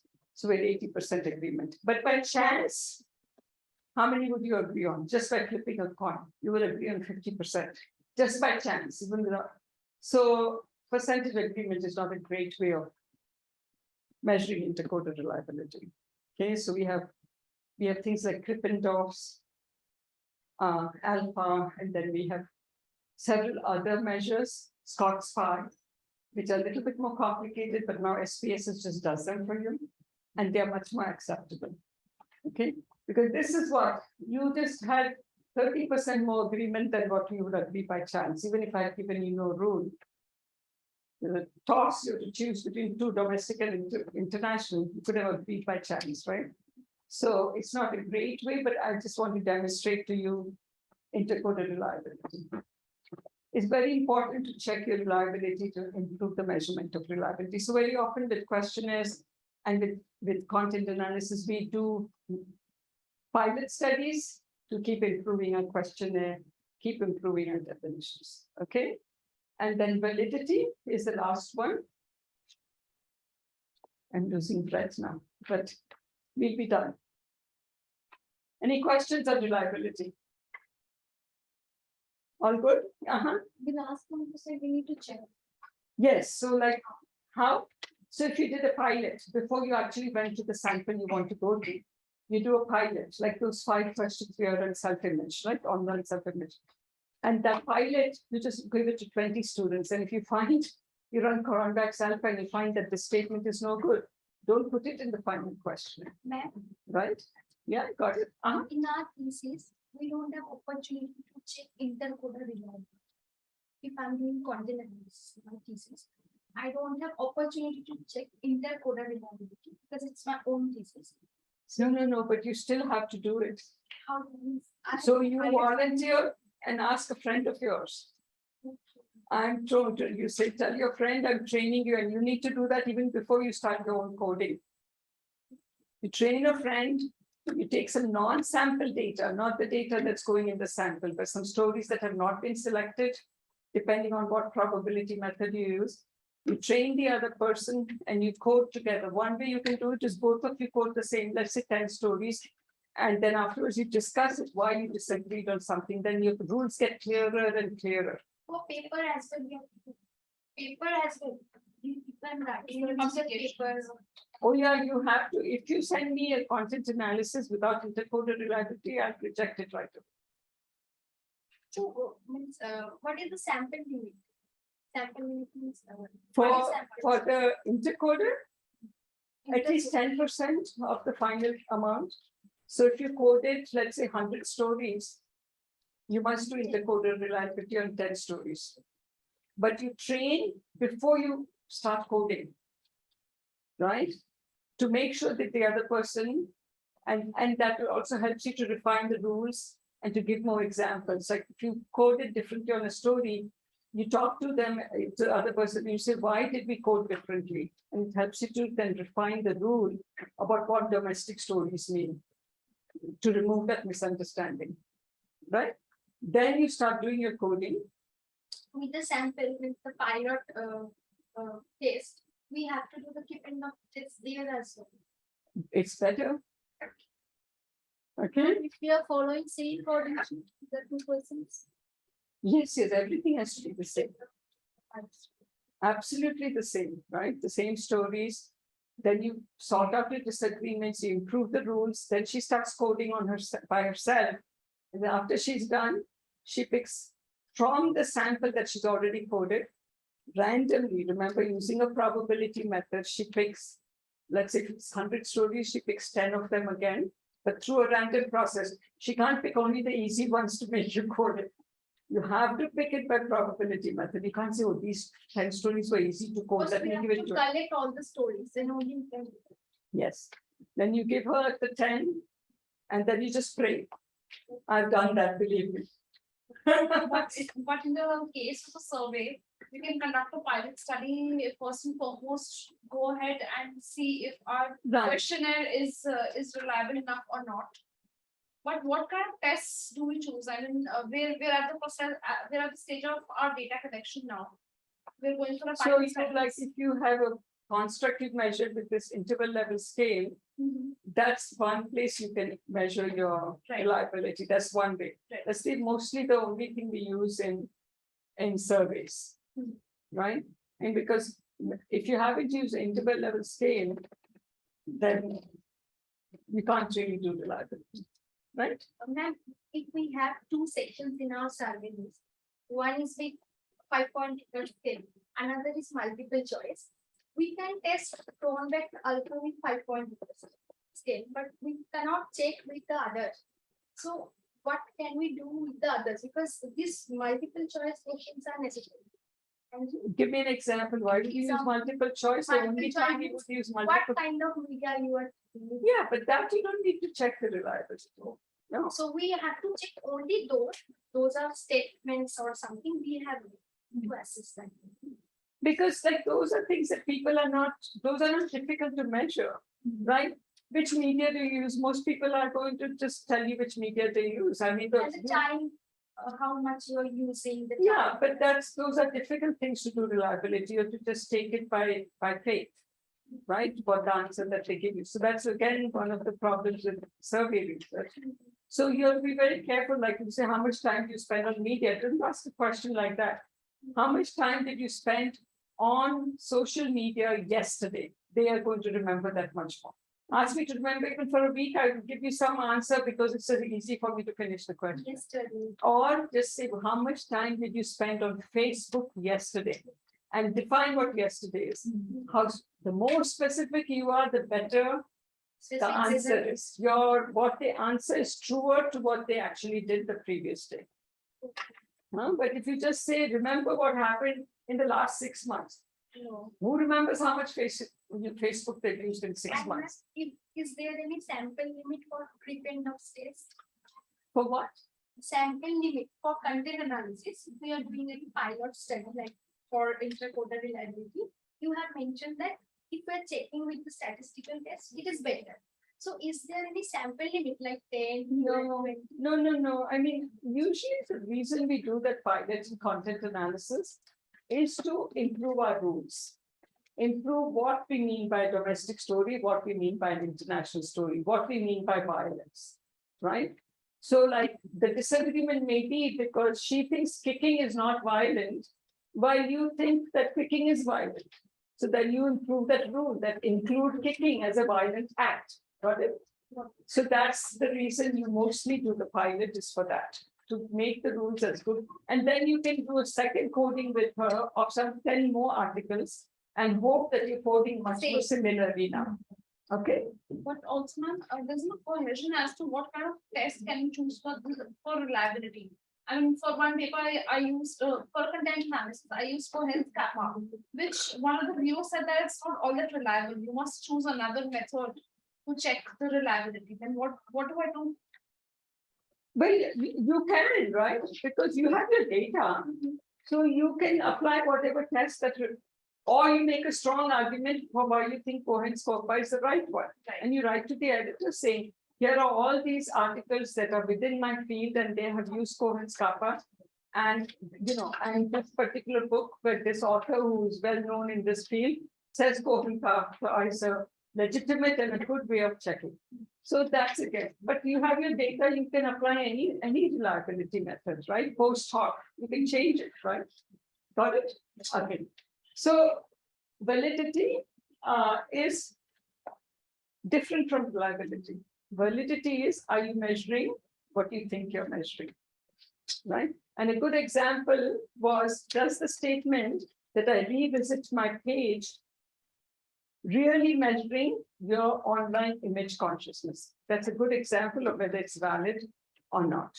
Okay, so I can look at you and I want to measure, I bring a scale to class, right? A weight scale, okay? And I put it here and I ask you, please come and stand on this. And it shows 59, okay? So I say, oh, you're 5 feet 9 inches. No, right? What are you going to tell me? You're using the wrong measuring instrument to measure my height. And we think of that very easily, but why do we not think about it when we write a question? Right? So look at each question and say, does it really measure what I want to measure? Okay? So that's validity. Okay? So to ask the question, does the instrument, like a weighing scale, or a question about how much social media you use, or a question about fear of public speaking, really measure fear of public speaking or use of social media. If your variable is use of social media, and I ask you how much Facebook you used yesterday, that's not measuring all social media. So you should say my variable is use of Facebook. Got it? Yeah. Is it measuring what it's supposed to measure? Is a weighing scale a good measure of your height? You just easily know that that isn't, but words are more difficult. Does the following statement measure your motivation to succeed? Do you think this is a good statement to measure your motivation to succeed? Is it a valid measure? What do you think? I'm asking you whether you enjoy movies And my variable that I want to measure is your motivation to succeed. Is it about, no, say, yes, right, you're right. It's not. Say it confidently. What does whether I enjoy movies or not have anything to do with my motivation to succeed? Two totally different things, right? But you'll be surprised how often we use these statements without really questioning like that. You know, I may have no motivation to succeed and I enjoy movies. I may have high motivation to succeed and I still enjoy movies. Got it? So look at that statement and say, does it really measure what I'm trying to measure? That's validity. Okay. Again, there are tons of, depending on the book you're using, you'll find tons of types of validity. This is the only kind of validity that we can establish most of the time. Reliability is still easier. You have statistics for it. Validity is very difficult to establish. So on the face of it, does it look like this question measures what I want to measure? I can look at this and say on the face of it, just looking at the content of that question, I don't think it measures motivation to succeed. And really, that's basically the only kind of validity that most of the times we can measure. Okay. Then concurrent validity. Sorry. Where's the right one here? Yeah, okay, just please, I changed it a little bit, just ignore this, that's a mistake on my part. I changed it a little bit so that two kinds should be there. Concurrent validity is, do two measures concur or agree? So I'm going to come to who have I not tackled yet. I've talked to all of you now, you're so interactive. You haven't spoken much. I'm going to ask you, what is your age? I'm 19. You're 19. What is your year of birth? 2003. 2003, and now we are in 2022. It is equal to 19. So what did I use? I had two ways of measuring your age, and they concurred. They agreed, right? That's concurrent validity. Okay. So if I want to test you, I'm the chef of a great restaurant. I want to test your cooking skills.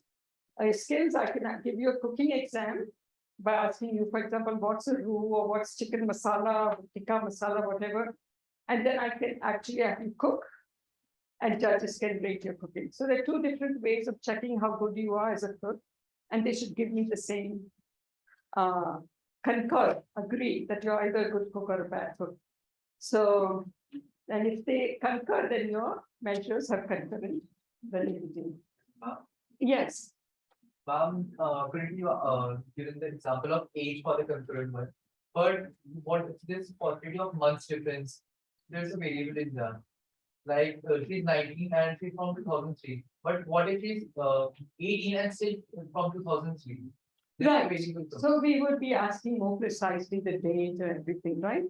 Got it? Yeah. So I mean, I'm just giving a quick example, but if you get her the exact date and then ask her what's her age, you can calculate whether she gave it the right answer. Either she doesn't know her age, if the two don't match, or she doesn't know how to do math, or she's given us the wrong date of birth. It can be many explanations, right? Okay, so yes, you would be more precise than what I'm doing. Predictive validities, how well does it predict? You know, in the US, our students have to take SAT, ACT scores. I don't know if you use standardized scores here. So you take the standardized test, which is, I have lots of problems with those tests because they're very Western, ethnocentric, and all students from all over the world are expected to take these tests. When I studied for my GRE, I still remember when I was applying for PhD, there was one question about sophomoric. Never heard the word sophomore before in my life. Very common in US, right? You're a freshman, you're sophomore, you're junior or senior because your bachelor's is 4.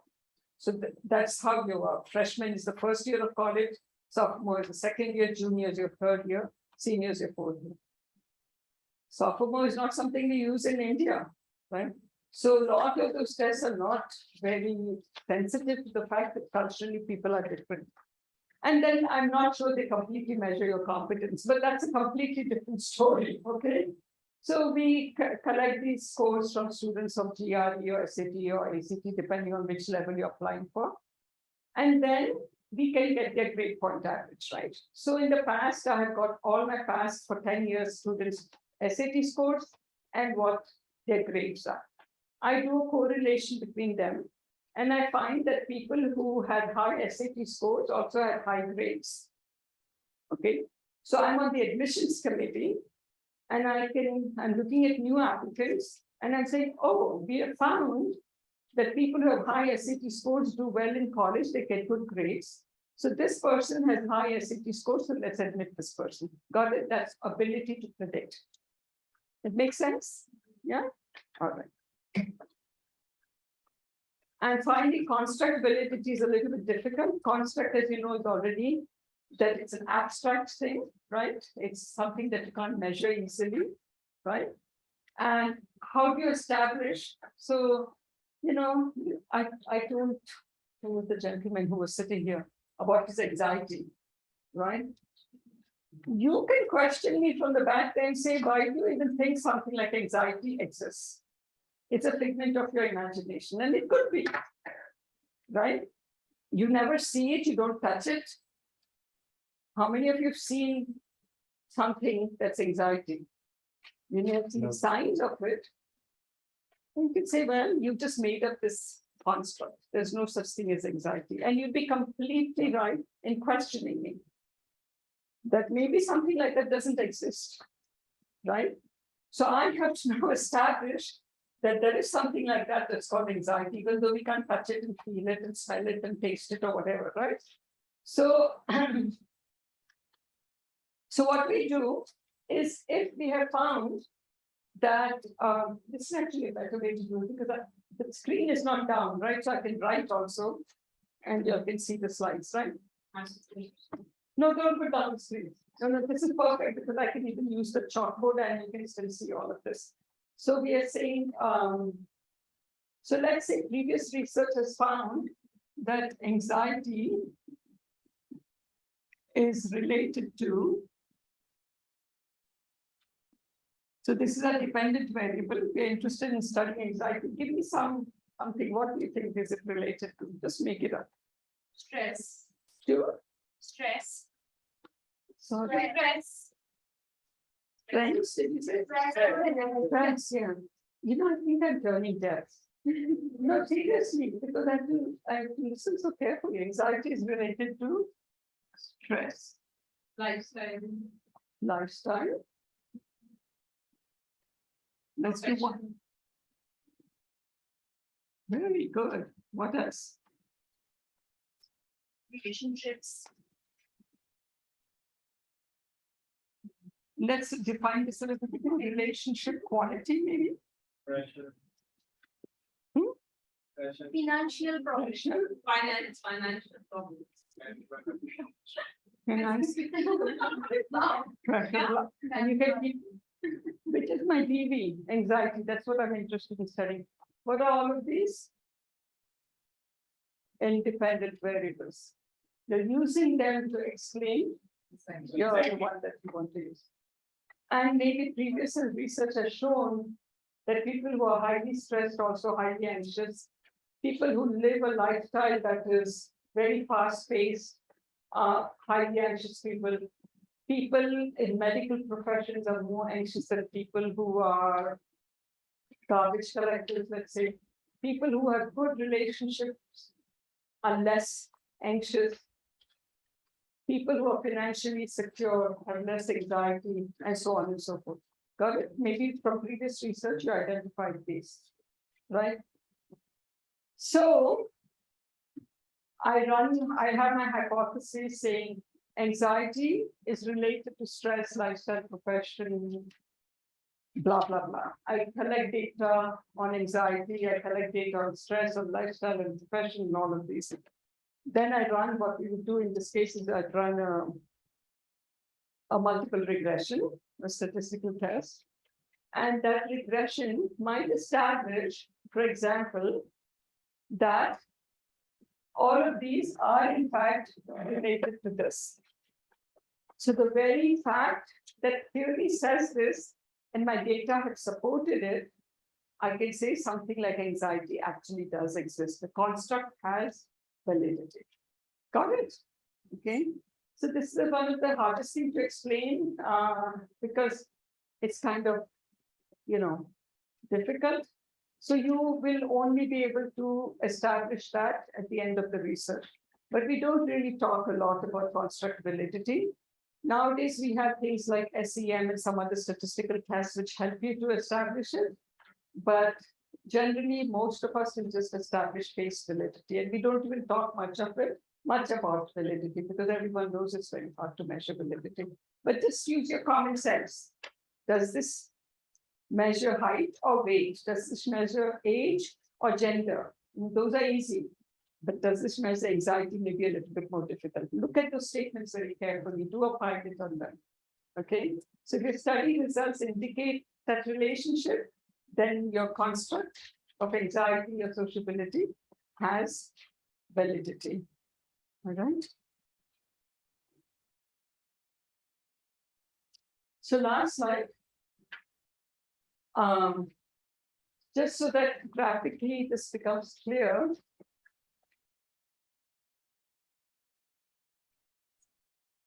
So if you look at this, the true parameter lies right here. The true value of the variable I'm interested in is right here. Okay, but I never know it, right? None of us knows it. So the anxiety level of people, the students at DME is right here, right? So I'm using some questions to measure it. One time I use the question, I get an answer that's not too far away from there. The second time I use that statement, I get an answer that's here, and so on. It's unreliable. There's something really wrong with mine. Either the measurement scale, like the weighing scale, maybe it's got some problems in it, or the question you're asking has some problems in it, because each time you're giving me a different answer. It's totally unreliable, the question that you're using. Okay. Valid would be if I completely hit the spot, right? Now, in this particular case, this is reliable because I'm getting almost the same answer, but it's very far away from what the valid concept is or the construct is. This is the true parameter, as I told you, the population parameter. And while I'm getting the same answer repeatedly, it's not the question that is answering or giving a valid measure of my construct. This is reliable and valid. So I'm getting about the same answer, and it's very close to the parameter. So it's measuring what I intended to measure, and it's giving me reliable results of each repeated measure over time. So this is what we mean by reliability and validity. Got it? I think that's it. I hope I have the same amount of sleep tomorrow. Yes, that's it. Yeah. All right. Questions? No? Tired? No? All of you are young. We cannot say you're tired. I am about 4 times your age or 3 times your age. I have every right to be tired, right? But none of you has the right to be tired. So go home, have a good dinner, think about what we talked about, because if you forget everything we talked about, tomorrow will be useless for you. Okay. All right, good luck. Thank you for being such a great group of students and researchers and faculty. And I'll see you tomorrow.